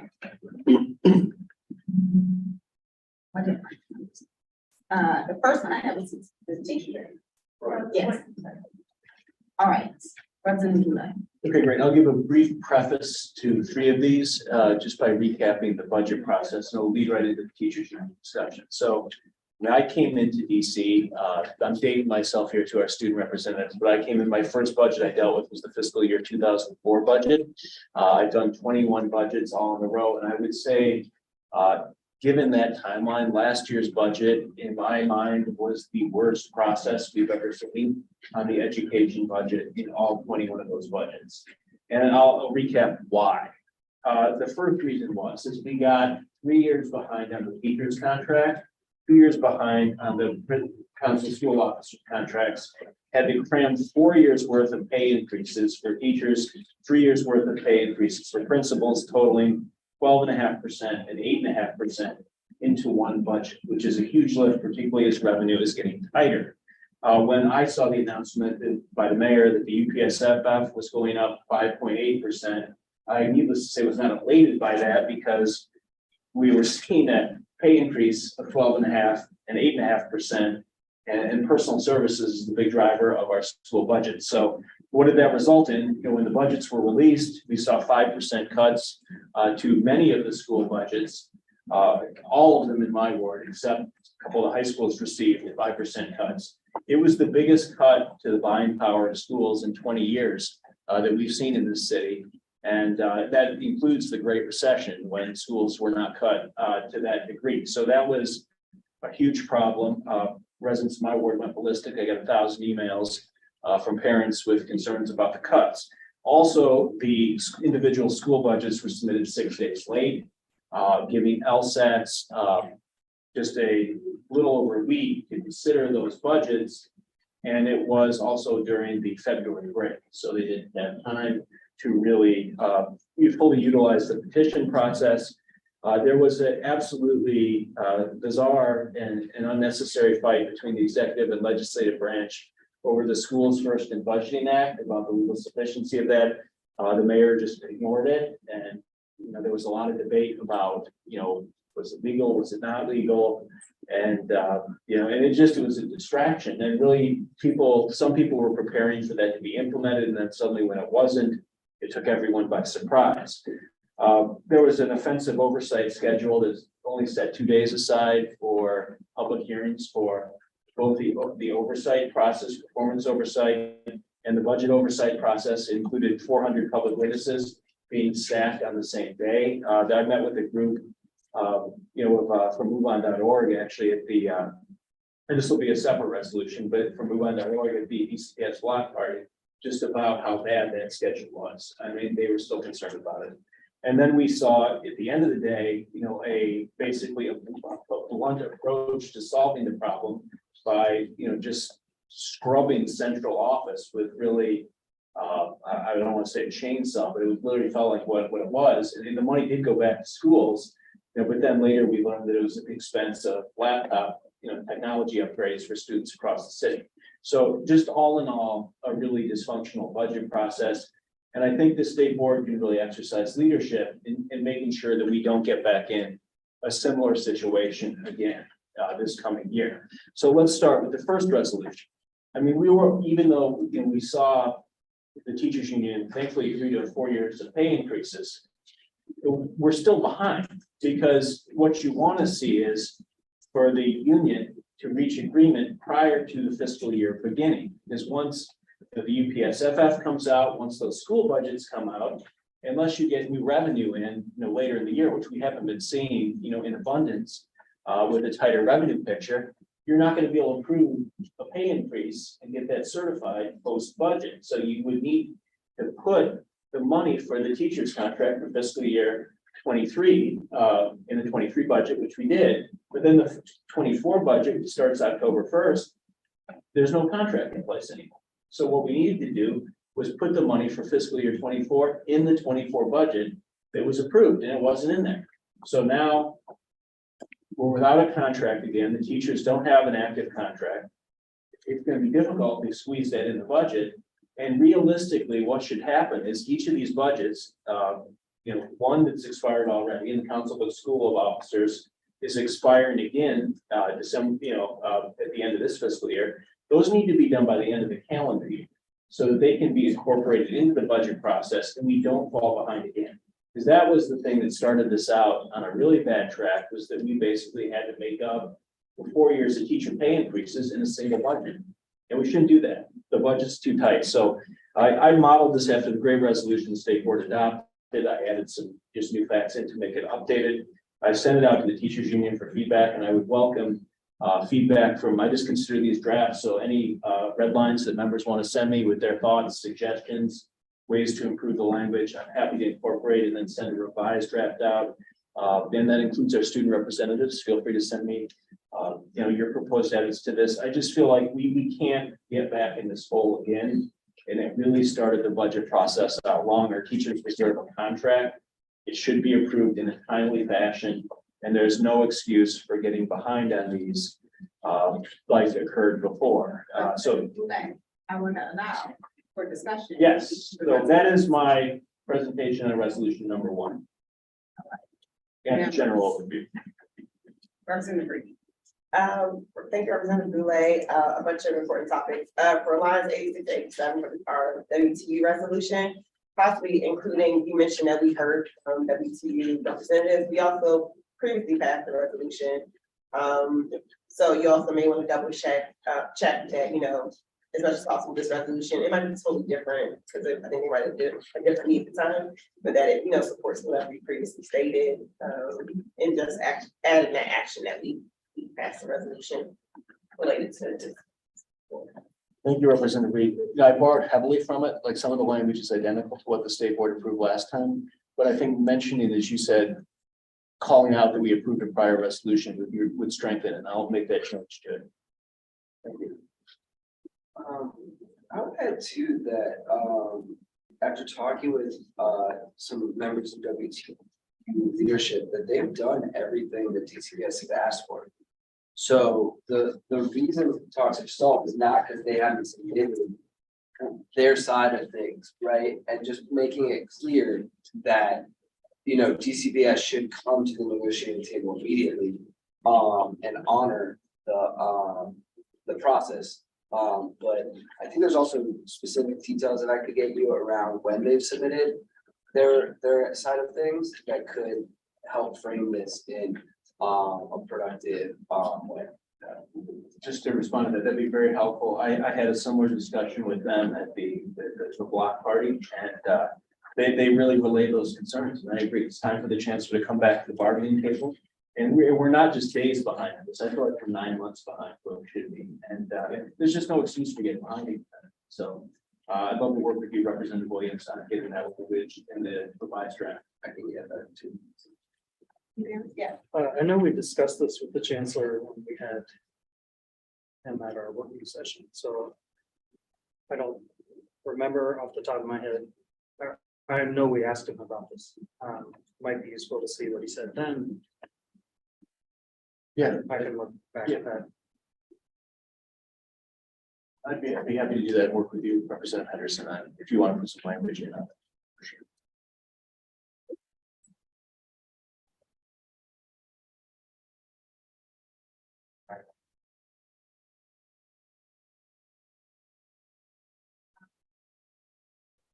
Yes. No. This is one of the. My mind is thinking about what happens after we agree on text that we all. Approve of and vote yes, and how we move it forward. I've never thought about how we actually have it. Rely skill set as part of the resolution before it actually gets voted on, but. What can we do to actually amplify this, build coalition around this, move things forward in a way that, right, allows this to not just be, going back to Dr. Leary's point of how do we actually get our resolutions, particularly with the statute, to have more follow through. This one feels urgent and important. So I'm just curious how people think about what we, not just what goes in the text, but actually what we do with it. I think the last time the state board approved this, it was a power job, because soon after that, we really saw people get activated. There was meetings, I mean, it was election season too, but there was a lot of meetings where the state board reps were at those meetings. They were at every school, teachers were walking around, and it really elevated this stuff, I think, into the public consciousness that this was an urgent issue.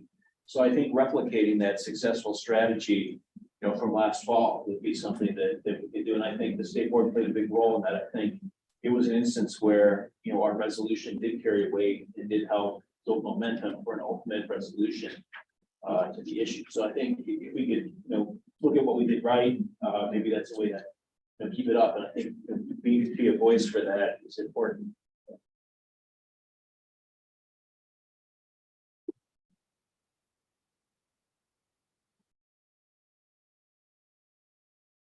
Don't have a quick answer to your question, Representative Chang.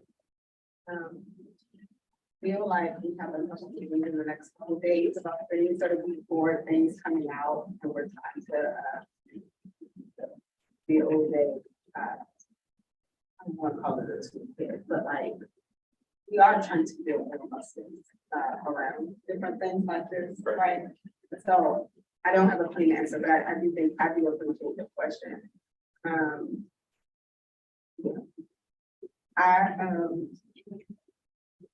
Thank you, Representative Blake, for taking the time, probably losing some sleep, putting together this resolution. Yes, an energy drink. I know that's, and so. I'm living off those. Yeah, I better even, but, so I appreciate that. I think that, and I didn't have questions about this resolution. I mean, I think I mentioned in my email, but yes, that was before I get it. I personally would like to see us just like do things on time. And I do think it's important that we know how much things cost and fund them through our funding formula.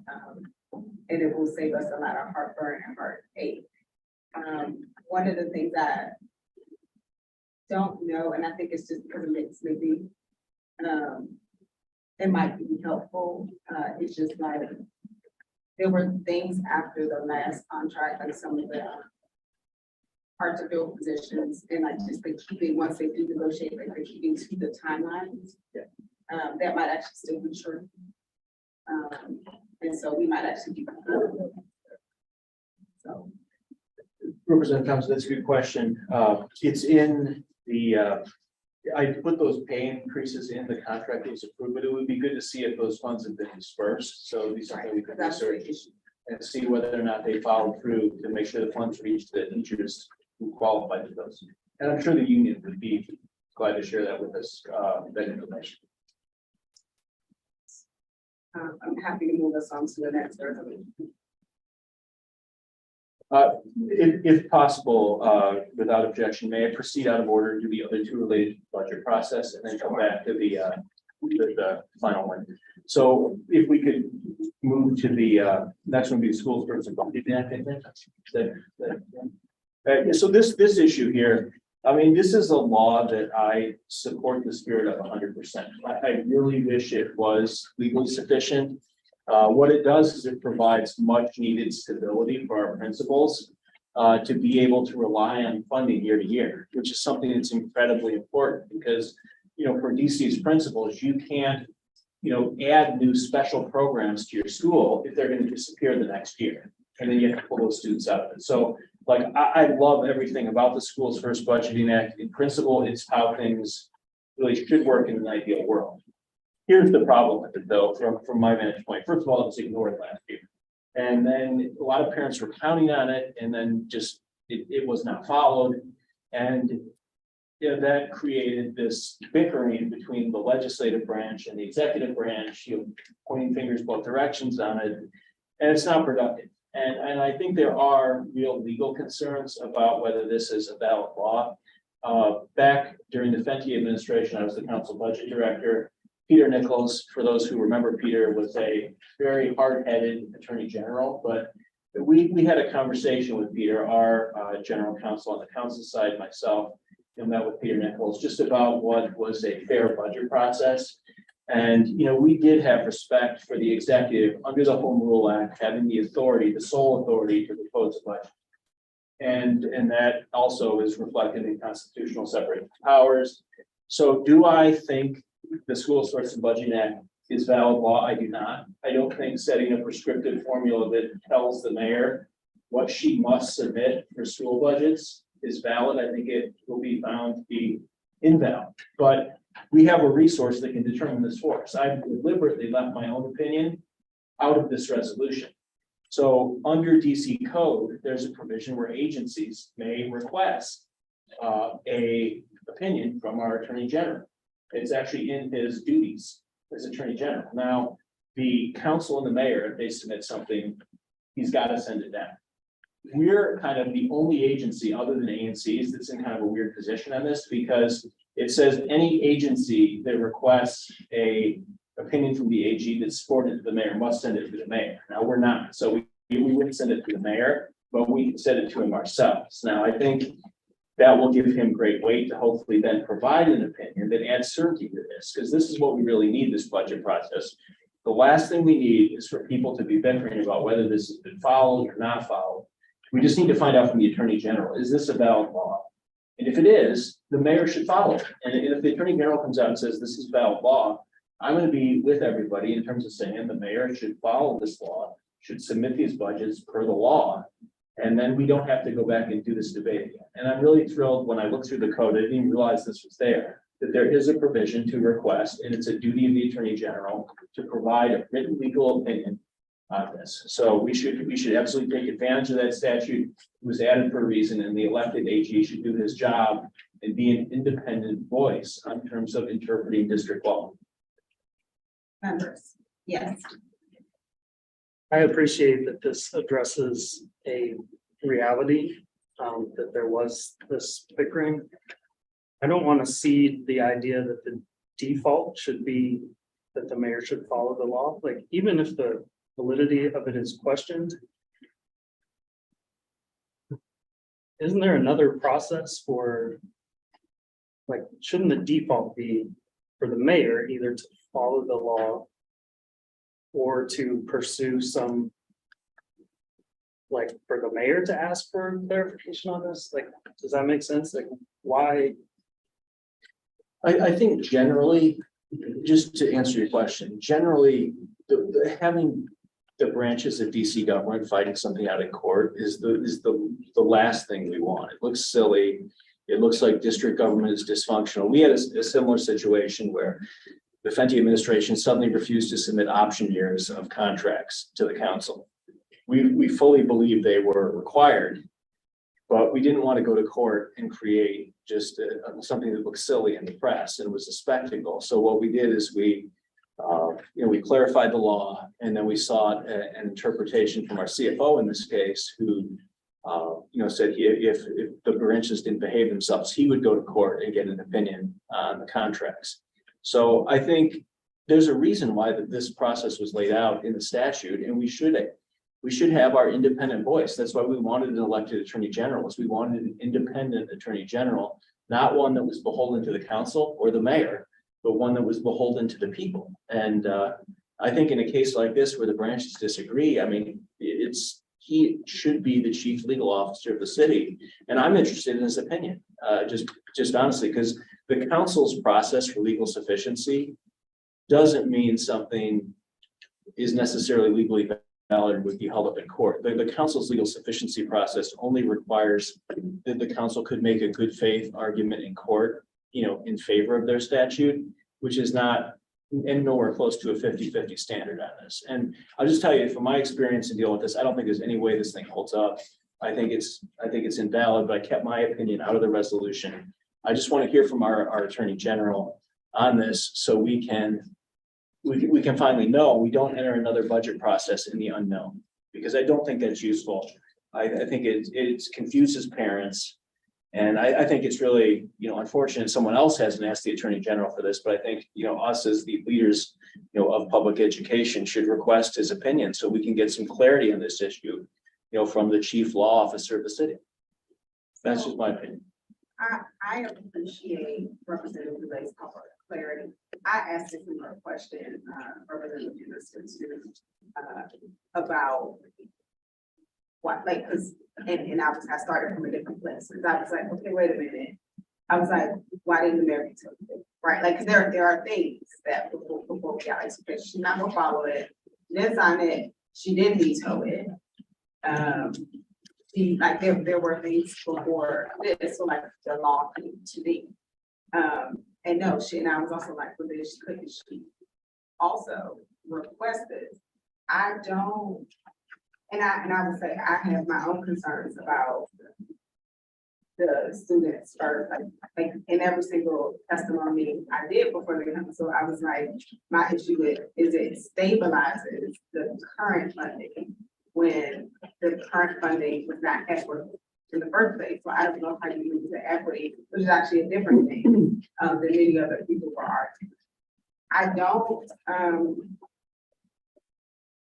I honestly, I think one of the things I am thinking about is like, I like to think about, all right, and this goes back to maybe part of what Representative Chang asked, as we pass things, do they get taken up? Do they get ignored? Like, how do we, are we just, and I don't know if I know the answers to this, because I think it could be that as an agency, the Attorney General responds. It could also be that since he's not really required to respond to us, he does it, which I don't know.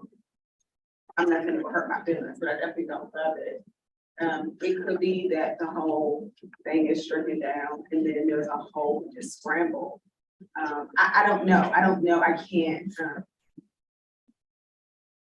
Yeah, I'm concerned that I can't like get a hold of what some of the consequences might be.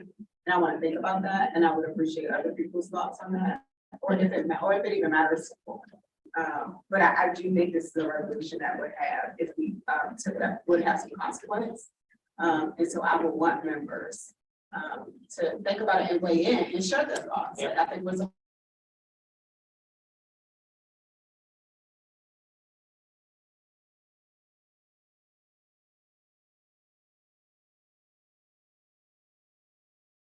here. Yes. Representative Gallegos was saying that he didn't know whether it would come up back as legal. Just to, because I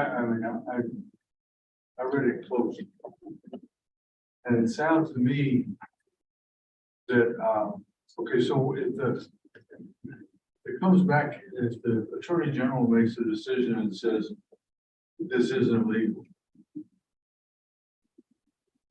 if we accomplished anything. Now, look, I want everyone to understand that. I look at everything from the worst case scenario. Because it seems to me that the reason why the mayor didn't do anything.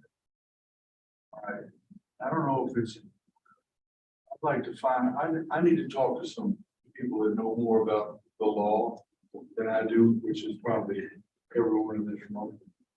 And before I would even think about approving this. And I think that what you were saying, is that we need to take some time ourselves to do some research on this. Like the thing about the teachers union, you know how I feel about that, so I don't have to take any time with that. But for this, I've got questions I need to ask. All right, and I want to ask you outside of this room about it too. You know, I respect that, and you know, if we can't get unanimity on it, you know, then we maybe hold off. But what I want to do, and I think the worst case scenario, the question you kind of phrased is, what is the worst case scenario? And that's that we have another budget process where people are counting on this law to be followed, and then it's just ignored.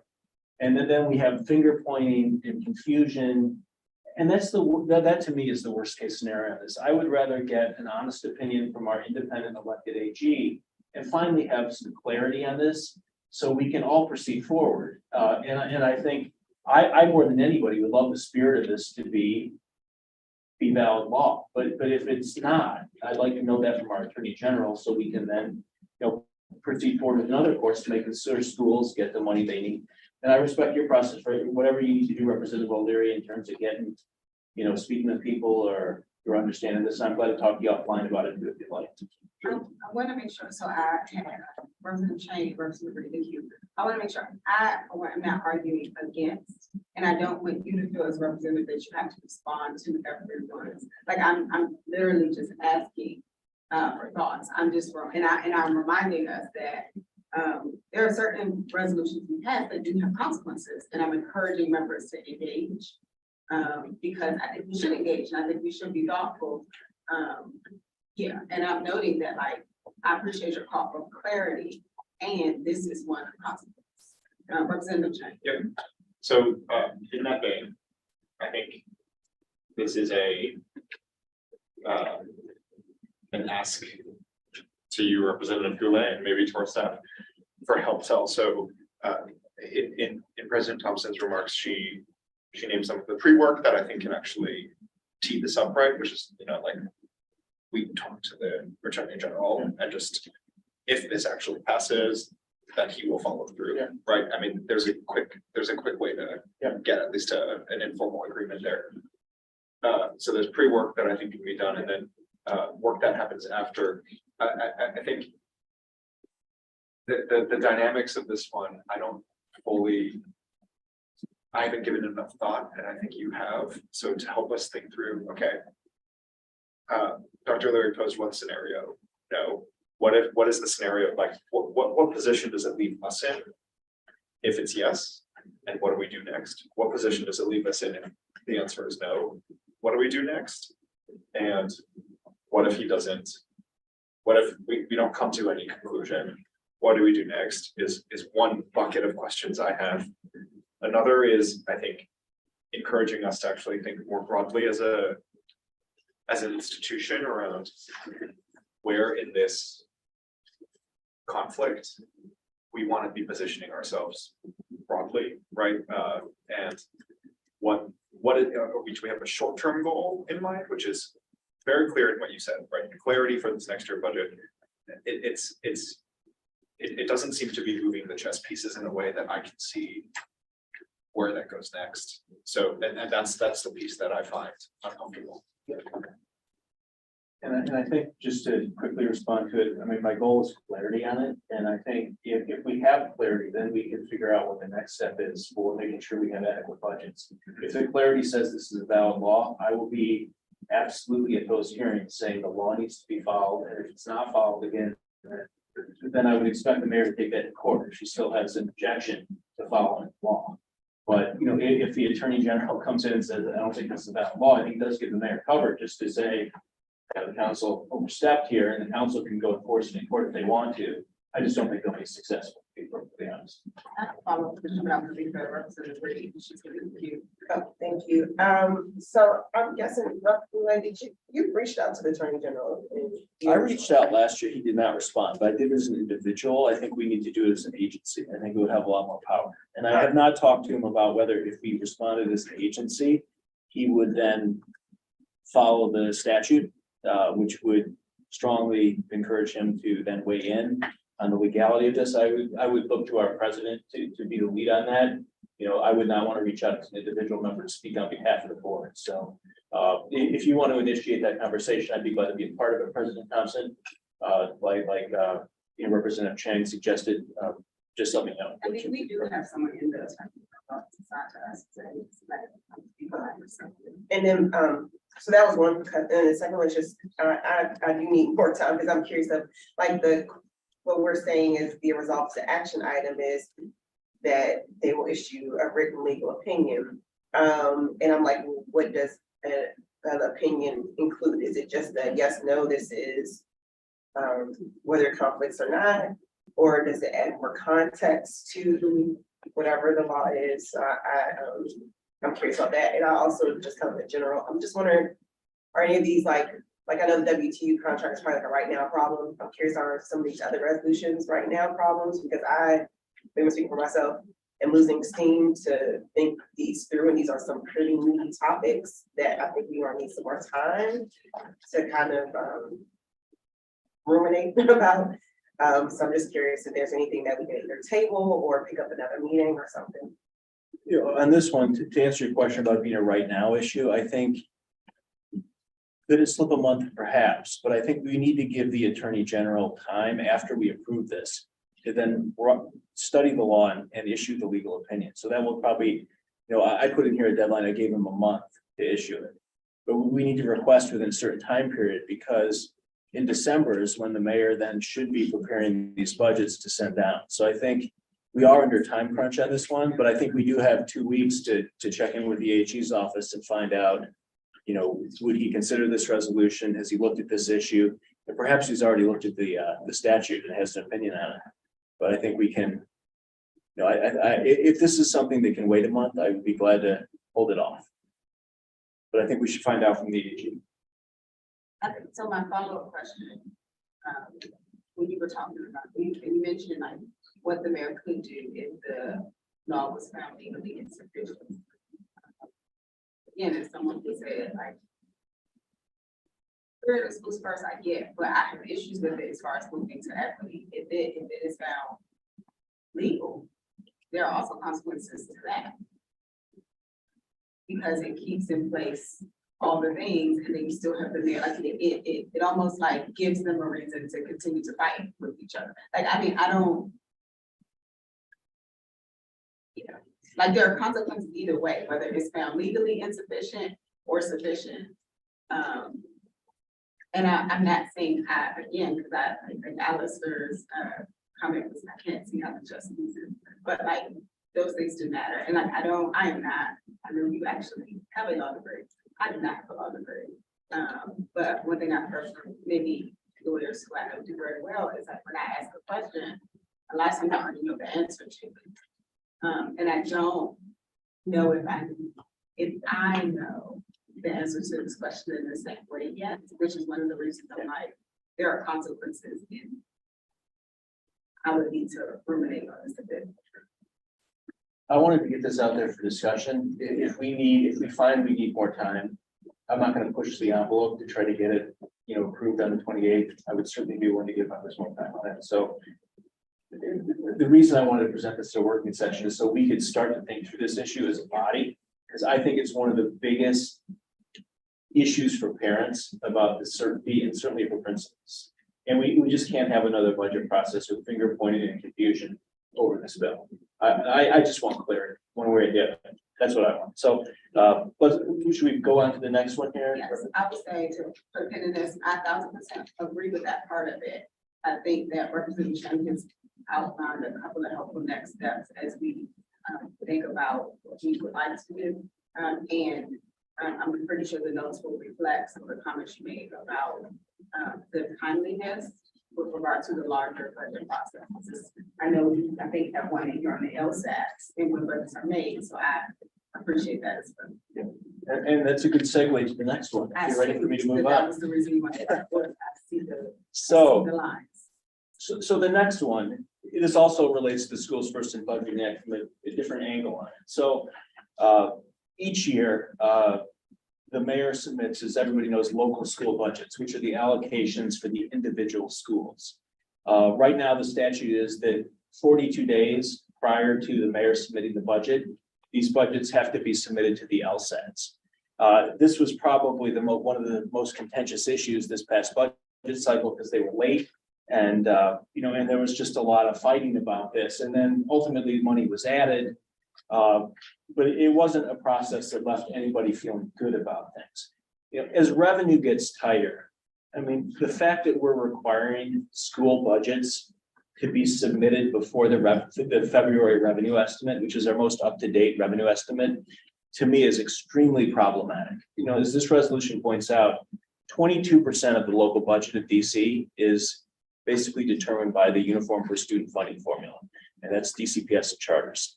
So if you have a tight budget picture, it's understanding that the mayor would be conservative in the budget marks they would give schools, because if you get a worst case scenario for revenue in February, which comes out February 28th, each year from the CFO, or 29th if it's a leap year, then you'd have to then scale back and completely redo the process. So to me, it makes absolutely no sense now that DC has budget autonomy to be requiring the local school budgets to come out before that February revenue estimate. Now, there's a path on this that makes infinitely more sense, and that would be to give the mayor, 2 weeks after the February revenue estimate comes out to settle on and then submit those school budgets to the LSATs. And then we're actually on a good track with things, because then the LSATs would have a full 2 weeks to look at and petition under that. And then under the 42 days, the mayor would have a chance to incorporate, the LSATs appeals into the final proposed budget. So the biggest problem here is that the council budget submission resolution date, which then triggers the 42 retroactive days to the submission of the individual school budgets, is still basically done on a level that is like almost pre-budget autonomy in mid-March, which makes no sense on many different levels. During COVID, when we had to, we moved the budget submission resolution date to May. And we worked with that and it worked fine. It actually worked quite well. And I think that's what we need to do here. I mean, if you have the budget, and this is a request, it's just a request to have the council consider submitting the budget, no earlier than April 25th. And why do I pick April 25th or 24th? Well, if you count back 42 days from April 25th, you get to then a March 14th date for these local school budgets to come out.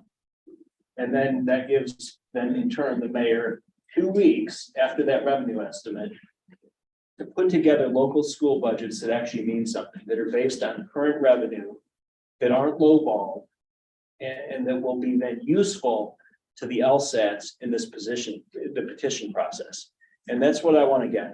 And the number of LSATs that had concerns about how this process went last year, I mean, it was citywide. No one thought it worked well.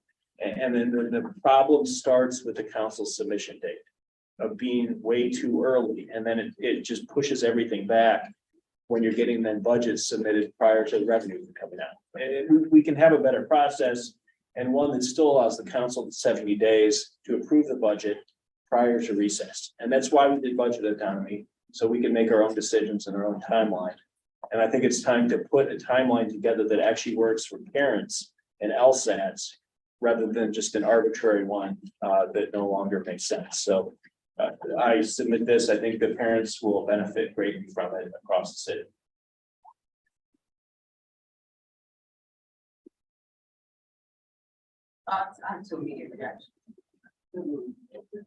I just think that empowered, I share the concern around LSATs in particular, and I think that I understand the methodology is working backwards as well. So generally, my initial response is to be in support. And I'll be glad to work with you on that, Jen. So that this can have some longevity, it seems like it's very specific to 2024, like this specific case. And maybe like if this is such, I'm not sure if you're acting like they should try this and see what happens, or if this happens to be effective, like how rewrite this resolution and ensure that there's some longevity to it, like. Because you're very specific, like, okay, March 14, 2024, okay, about 2025, so like whatever we write, it can just be a template for like future budget processes. And then the last section of like 61, 66, 67, 69, I say it's like the last 2 full weeks in the formal petition period. I'm not sure when those are, but I do remember something was happening, was it the petition period?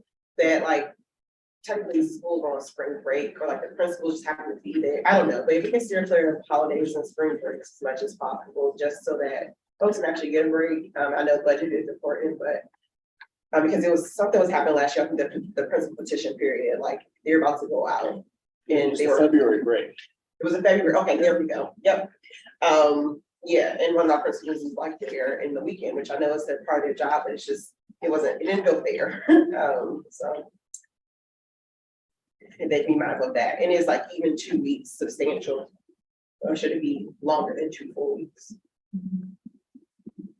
I mean, Representative, I think ideally it would be longer than 2 weeks, but I tried to, fit this within kind of the 42 days that schools first in budgeting statutorily sets. And I don't think there's any dispute that part of the statute's valid in terms of that. So that sets a 42-day window on this. And to your point, we could absolutely just take out the 2024, because this would work for any year, because when the the revenue estimate due to the data that you need to get always has to come out at the end of February. The data they need is involving property tax assessments.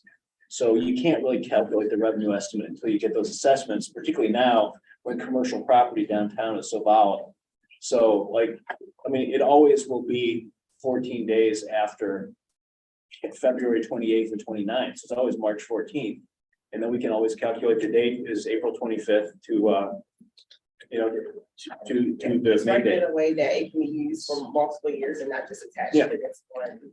It's for the next meeting. The only date I may need to change to make it do what you suggested there is the May 3rd date may need to change because the council's recess always starts on a Friday. So I just may need to change the outer bound date, but the timing would work for the 70 days. And I can make that adjustment, redline it, and then send it back to everyone. So this would stand the test of time. I like that framing, relative to when other things happen, and I think that helps to position this more around making sure that we're preparing our families, students, educators, schools to be preparing for this. Yeah. And so highlighting where that is relative to the other pieces of the timeline.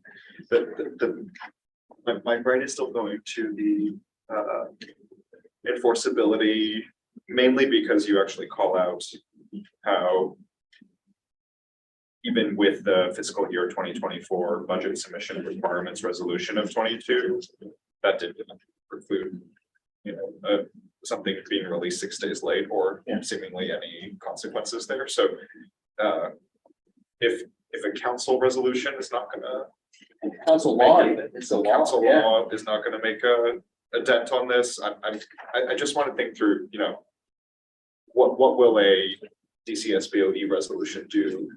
And what are we actually encouraging to happen next? So I think. Before you answer that, I need to make sure initial reactions. Because they are, I think they complement what you're saying. So one is like, if I was to transfer a DC public school, I probably have an opinion on like how work gets done. And while I appreciate all of your knowledge about the budget process, and I know a lot of us have knowledge about the budget process, one of the things that I have the least insight into the sausage making of is what happens inside of the DCPS budget offices to make things real. And I would want to have some insight, or at least have a conversation with either like DCPS budget team or John or some people before I say what this should be. I think the second thing that immediately comes to mind is let's assume that we got all of this right. I think runway is important. Just like we are doing our best to build a system plan out further ahead.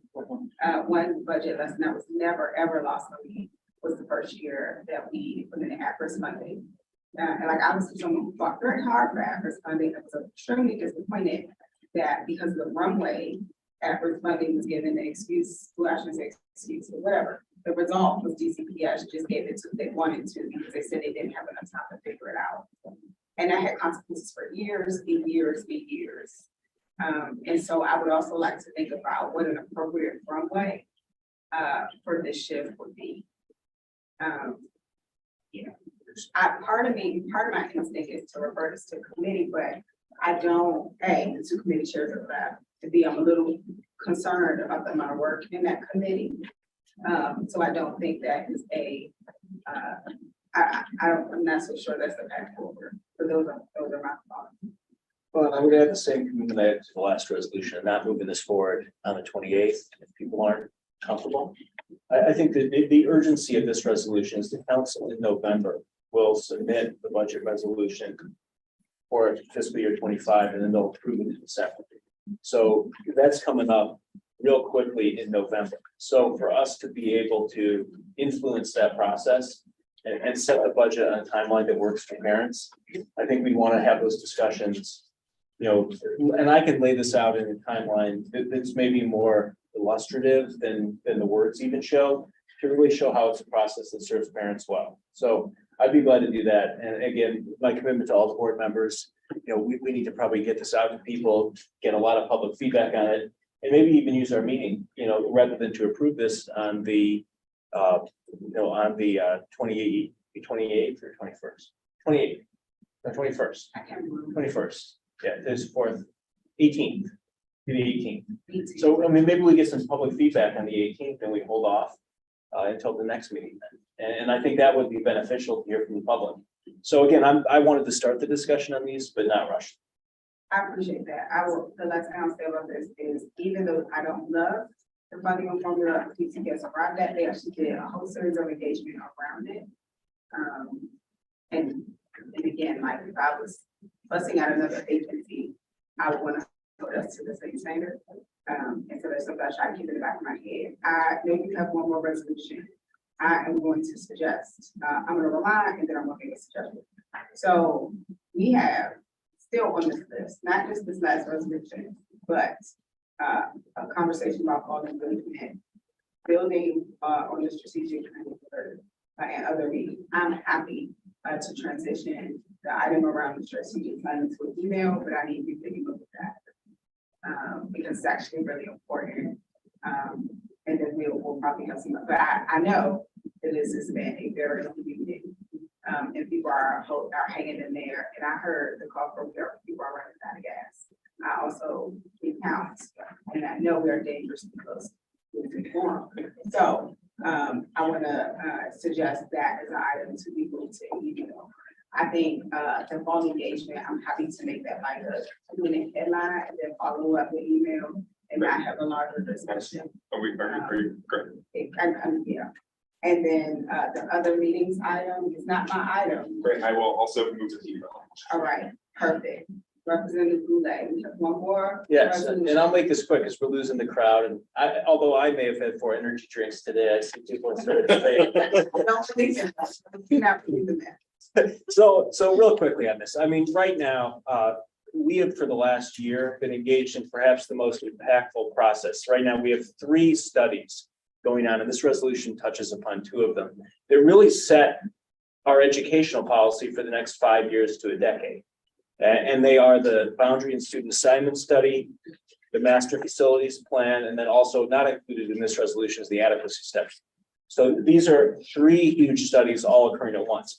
I will just say, like, I've been underwhelmed with the progress so far on the boundary study and on the master facilities plan. And we got basically 3 months left to try to get a year's worth of work done on this. But what I'm not seeing is a lot of the visionary goals, put into action in this. And I'm going to go through things I put in here, and I think others may want to add other things that they would talk about. Back in 2006, we did the School Modernization Financing Act, which stated as its clear goal, we were going to modernize all of our DC public schools. We've had witnesses come into our hearings lately talking about conditions at Plummer, at Whittier, for example, of just where schools have not been upgraded to the level that law sought out, back in 2006, that we were going to have top-notch schools that every kid would walk into and know we cared about their education. And I think within the next 5 to 10 years, we need to include those modernizations and make sure every school in this city is up to the level that we sought out to get, and that would include Plummer, it would include Whittier, and probably a lot of other schools, that we're not even thinking of right now. But setting as a principle, of this board, that we make sure that those schools that need those phase 1 style modernizations are included in this master facilities plan. Issue 2. Back in 2008, the city said, we're going to make sure every 3 and 4-year-old in the city has in-boundary access to pre-K 3 and 4. It's no longer going to be preschool. It's going to be pre-kindergarten. It's going to be part of school. And, what we had in the statute was we were going to start with the Title I schools where there was the greatest need, and then we were going to spread out from there. Unfortunately, when we got to schools where there was a space issue, the statute said OPFM at the time, which is the Office of Public Education Facilities Modernization, which has now become DGS, was going to identify additional space to ensure that those students could be educated in their in-boundary elementary schools.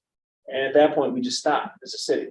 Like the momentum for this disappeared and we haven't followed the law. We haven't done anything. So there are schools in the city still where there's no pre-K three. Every pre-K, three program is non-existent in my ward. 4 is by lottery. I know Ross has no pre-K three and Lafayette and Ward 4 has no pre-K three. And many other pre-K threes are simply just a lottery system. And we need to make sure that we fulfill the promises of pre-K, that this becomes part of an elementary school education in the city. And the way we do that is by building additional schools capacity where needed. The right time to do that is right now in this boundary study and in the master facilities plan, because that's where it gets done. And we need to fulfill the goal of our city, which is to get these kids in early childhood education. Next thing, school boundaries should be drawn in a manner that just, we can't ignore overcrowding, and we shouldn't draw boundaries in a way. I mean, we heard a lot about this with Jackson Reed last year from students about how there's classes of 45 kids in a high school class. I mean, that's just absurd. Kids can't learn in that environment. Teachers are getting burned out. I heard from teachers at both Deal and Jackson Reed that they were leaving because of burnout, because of the number of kids in overcrowded classrooms where you couldn't teach, there wasn't discipline. And that just needs to be, that should be obvious, but it needs to be part of this boundary study that we're not drawing classrooms, in an overcrowded fashion and just accepting overcrowding.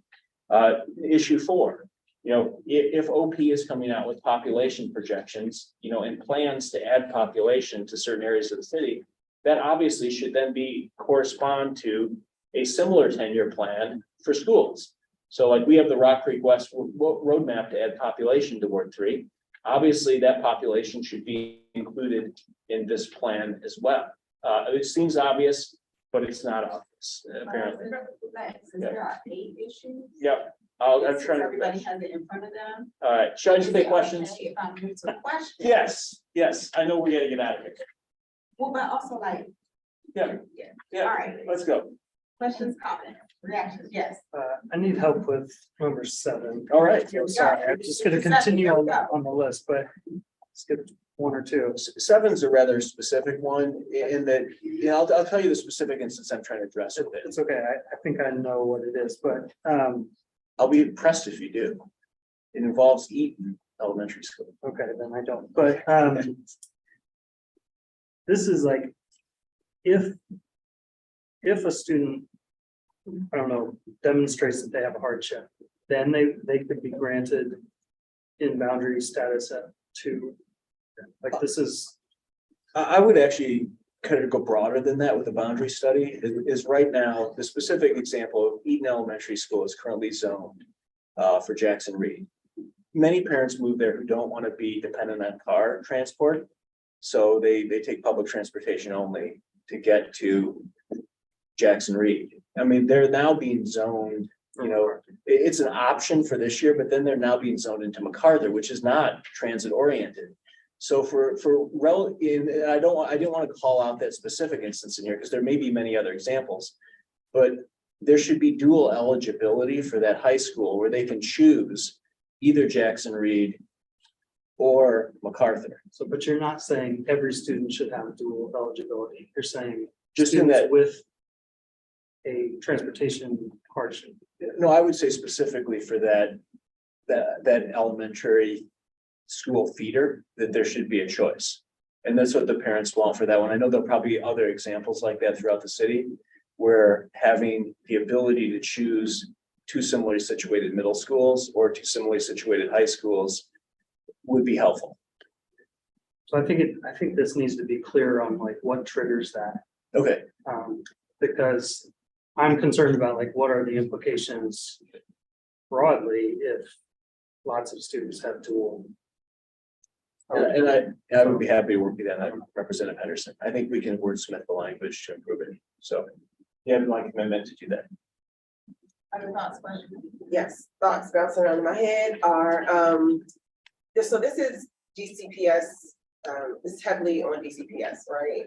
This would be Deputy Mayor for Education. I mean, but the content, yeah, it speaks heavily to DCPS. I mean, I love my in-boundary schools, but I do know that there is a layer of was, and we have, that we need to consider, and I cannot process right now. How, you know, just the different options affect, some of these statements, because I do think we have to look at them broadly, even if we are having a resolution on in-boundary, schools. For, this is one, bullet 3. What if, I wrote, what if it's already a heavily concentrated area of the city? So you're saying like, don't, do boundaries in the sense of that it will actually have, you know, what is it, accessibility large class sizes, but like, what if just naturally you're in a heavily populated section of the city where you're just gonna have big class sizes? So I'm just curious, like, have you thought about that? Or if that can even happen, I don't know. I'm just gonna go through all my little things. Well, just to agree, that is happening, and I think we should build new schools in that case. The boundary study should But add is it schools. the boundary or is it the choice element is what I'm, like, that's what I think we have to like think about. And I'm just throwing it out there. I'm gonna just go through these other things. Yeah. I don't need a response. I just kind of like things that I am thinking about. For 6, I wrote, have they mapped programs? So there's talk about like I like this bullet about programming.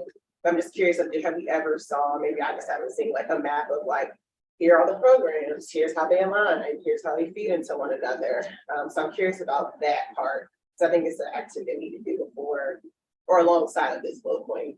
I'm curious, I like 5, I could do 10 of 5, but I'm curious of like, who has trailers? And I ask that because for me, I only have that I can call out, and I will say also I'm in all my schools, but I think Lucky has trailers, so I would like them to get out trailers tomorrow. But I'm just wondering if like unintentionally is number 5, or could number 5 be a lever for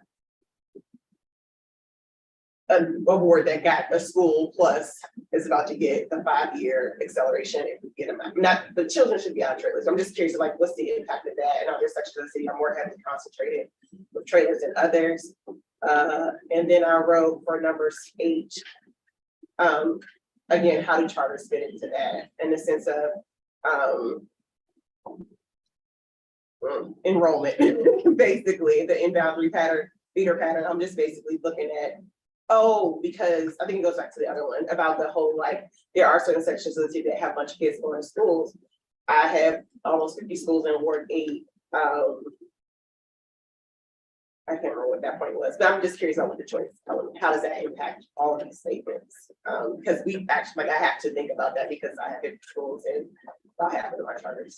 Yeah, and I don't want to impact school choice at all for this. I mean, I support school choice. I think, you know, that's an option, but that's not really the boundary process right now. Although it looks statistically at where charter school kids, you know, go to kind of just think about those factors. I mean, this is specifically setting the boundaries for DCPS schools. So charter schools, you know, have that element of choice.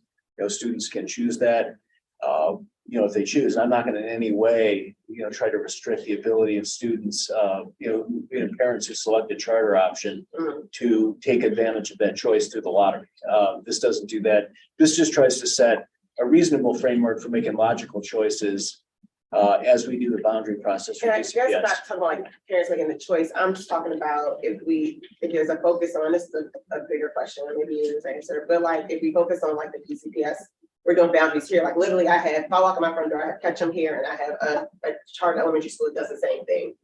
And so we can do boundaries for Ketchum, and that could also decrease enrollment. Like, you know, it could be a shift that, like, there could be a consequence that I'm not sure of.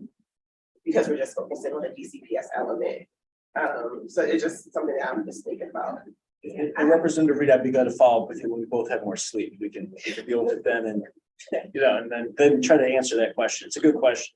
So I have a couple thoughts. I'll say what I think is helpful context. We start with helpful context. People will probably be surprised to learn that we actually do in DCPS have programmatic feeders already. It is a result of the last boundary process. So like Houston in Ward 7 technically has rights to be in Barland in Ward 4 because it is a dual language middle school. So that graphic does actually currently exist. And the boundary assignment process is actually not just about boundaries, it is also about assignments. And so that is everything choice policies, whether it is charter choice policies or DCPS choice, like our boundary. And I do think that as Representative Lee started to speak, those things are actually very much interconnected. They're not easily separable. I think that when you email this resolution, my immediate question back was like, how do we have a resolution on principles if we have not engaged people around what they want the principles to be? I do know that there was some, now I'm not gonna say it was sufficient. I do know that the DME, some of that was involved in their process, and they do have some guiding principles for the boundary and assignment study. I was not able to attend the 2 meetings that they had. I don't think that the timeline that they laid out, and I say that as someone who participated 10 years ago and said we should do this every 10 years, was while the steps are right, it's not enough time in each step to adequately engage and educate the public, and that is really discouraging for me. In addition to the sequencing of the processes as far as the facilities and boundary plan. I say all that to say, and when I read these things, I do bounce the word 3 representative. I would probably say, yes, these are the most important things, but what I know is that what happens in word 3 affects what happens in word 7. And I think some of these things can have really impactful consequences for other parts of the city. I fail this to say, I'm wondering probably 2 things. One, if it is not a resolution about principles that we're seeking, but if it is actually a letter, or maybe it's a series of letters of correspondence that happens to the DMV about questions we have about the boundary process and suggestions from members with either things that are citywide things or more specific things, which would allow you to say, hey, this is something specific I know the community cares about, and it not be a principle for the whole city. And would also allow other members of the vehicle to get feedback on their wards in the boundary process. So that's my immediate reaction. And I think it would be worth, which is something you called out, I think in the resolution, but I know you said it this evening, that the timeline is really tight for the work. And I 1000% agree with that. I said that when they set the thing up in the first place. So I think communicating that, but I'm wondering if it's not a resolution of principles. I'm wondering if it is actually more of like a technical letter or some set of correspondence that we start with the DMV around things with the boundary process, because I don't know, especially with all the other things we have happening, that we could really do citywide engagement around what principles should be, and honestly, the DMV and the committee should be. I'm gonna support whatever direction you recommend going in on this. No, it doesn't have to be you accept it, but like, I don't, you know, I'm curious, like, with that reaction, it's not just for you, but like, it's a board question, and it's not just that, the people might not want to answer it tonight, they might want to think about it or other solutions. But this one I did have the benefit of reading beforehand, and had some thoughts about, and some, and my initial question still stood about the question of should it be principles? So. It's a fair question, and I think it's something I'd love to discuss with you and everybody. I think this one needs some thought, and I think it would be good to hear from the public on it. And I think everything you say about this being a process where it's just too constricted right now to really get the value out of this that we need is spot on. Like, we should have more time to engage the public in this, actually look at real data for students, which I haven't seen. And I haven't seen anything they've shown to show where students actually are and where they're going to school. And all of that would be really great for our staff and board members to look at. And it's just being crunched into 3 months. And that's why I felt like I was rushing this myself, because they're still saying December on this. And I look and I'm like, that's not enough time to do the job that needs to be done. So Have to do December, it has to be done in December. So the council requires the master facilities plan to be delivered at a certain point, and I cannot remember what Councilmember Henderson's legislation, which prompted the review, requires. So I don't want to speak to that, but there are deadlines and deliverables, and I know in the front end, there were some issues with the contracting, which I can appreciate my leadership update. So y'all, we finally have a contractor for the school suite, so I get that those things are legitimate, but I do know that there are some concrete timelines, but I would also expect that council members should also have concern about the deliverables they get, and I know with the last version of the master facilities plan, Chairman Middleton actually had to go back and do it again. And so it's not like adjustments can't be made. I thought they said February at that last town hall. But even if it is February, it's only, For the boundaries, no, for the or facilities. facilities, yeah, because they're happening. Yeah, it's like 1 month after the next. Yeah, and then the adequacy study is stuck in there somewhere. And I'm flexible on anything that this board sees fit to do on this. I just wanted to raise the urgency of this. This resolution is a starting point to where we go. I really appreciate I feel like all of these move conversation forward, so I know a lot, you put a lot into. These are, I appreciate all of the conversations we had tonight, despite the fact that we're running out of steam. And I could not have cranked out 4 of these at this caliber at that speed. And so I don't want the fact that we're saying like we need more time to ruminate on it to give any other impression that these are very substantive. And I don't take that, to heart at all. And I was glad to get the teachers union one. That was the one I felt was most urgent. The reason I wanted to get these other ones formally out there is so we can get them on the website and we can start to get public comment back on these, because I think they're important issues that I heard over and over again. And if we find that only one of them is ready to move, in October 28th, that's still a huge win. And I think what I want to do then is, hear from board members, get changes in here, and maybe we move more than one on the 28th or on the 28th, the 18th.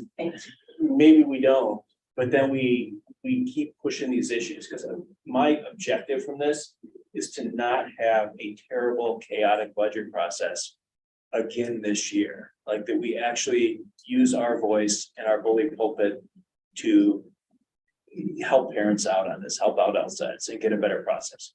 All right, I have long past at least my second up on parking, and I know it is 9:30. So I want to keep to my opinion about the things we're going to do via email. For the fall engagement. Okay, so here's the headline. The headline is November 18th is the date that the staff identified. They also identified a couple possible locations. One being Eastern. But we gotta ask people to check. One is they're going to check Eastern. 2 was, since people suggested MLK Library, a close location, which is not a library or rec center, but is one we will be familiar with. It's actually the DC History Center. If you still wanted to do a centrally located thing. And so the only school that we could come up with that was quote unquote centrally located-ish and public, and like right off of Metro was Eastern. And then the other option was like the DC History Center, which has said they are available. Before we send staff to do any more work, my question is, neither of those spaces sound like spaces we would want to use. Or do people have strong visceral, like I hate both of those places, or like I'm in love with one over the other? Because we have to make a decision immediately. But we changed all the things that we said, so I don't want y'all to be surprised that, like, we weren't going to just be like, surprise, November 18th, somewhere we never talked about. So no one has strong feelings. Yeah, I'm fine as long as we can also have a virtual option. The virtual option still stands, but we also needed to confirm the date, so they're planning to move forward. Okay. East or 7, but one might be. All right. I know there are other things we have to talk about as far as the content of it, but I'm thinking now, man, it's like with 3 DC report card engagements already happening, what are the other pressing engagement things that have to happen? I'm gonna be honest with you, I cannot remember, and I do not want to rehash that entire, we will have to go back to the notes. I don't want to rehash that entire thing, especially people. and I just can't remember. And I also don't know what the other dates are that, right, so like, I don't have any of that, but if we are even gonna have a talk about what the things are, we have to say like, this is the place, this is the date, and then like, we might say no later, but you can't, like, we're at a point where this can't say yes. Like, it just is what it is. So, that was the last headline thing. I will move the other thing, we will move the other things to virtual things. I want to thank everybody for being here, including our student reps. So since we hammered down November 18th. That's what I'm holding right now. So we can consider doing we can select a date for virtual. Yes. Okay. Yes. As long as it doesn't confound with like EdFest and the other things. Yeah, so, yes, and I mean, we can do a better job of putting these things in one place, but like, I don't, like you saw the OSCE presentation, I don't know what the OSCE, our joint engagement with OSCE is, and EdFest is the first 2 weeks of December. But I'm assuming you would get in, I don't know, y'all will figure it out, but yeah. Okay, so we will move the other things to a virtual space. I want to thank everybody for hanging in there. And all of the time, energy and participation this evening, especially, you all, since your first meeting, please come back. If you find something saying you will come back, and they're not all this long, I promise. If you will see some of these residents. So, yeah, in that area, I'm gonna go ahead, and move to, is there a motion, because I'm gonna assume, seeing no other, we can go ahead, oh, I'm sorry, I have to say, the next public meeting, which Representative Boulay referenced several times, is actually Wednesday, October 18th, downstairs in the Old Council Chambers at 441 4th Street, for the viewing public, in case anyone happens to hang online with us this long. And so, seeing no further business before the school board, I would very much welcome a motion to adjourn. That would make a long time.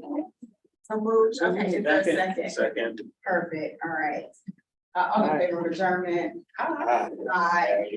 Perfect. The meeting, this meeting, is adjourned at 9:34 PM on October 4th, 2023. All right, I'm taking a picture of the last people.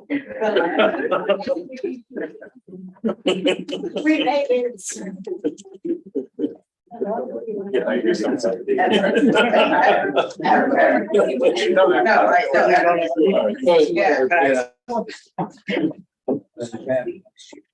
Oh, it's spot on. That's really spot on. Well, I mean. That's a great way to go. I'm preparing.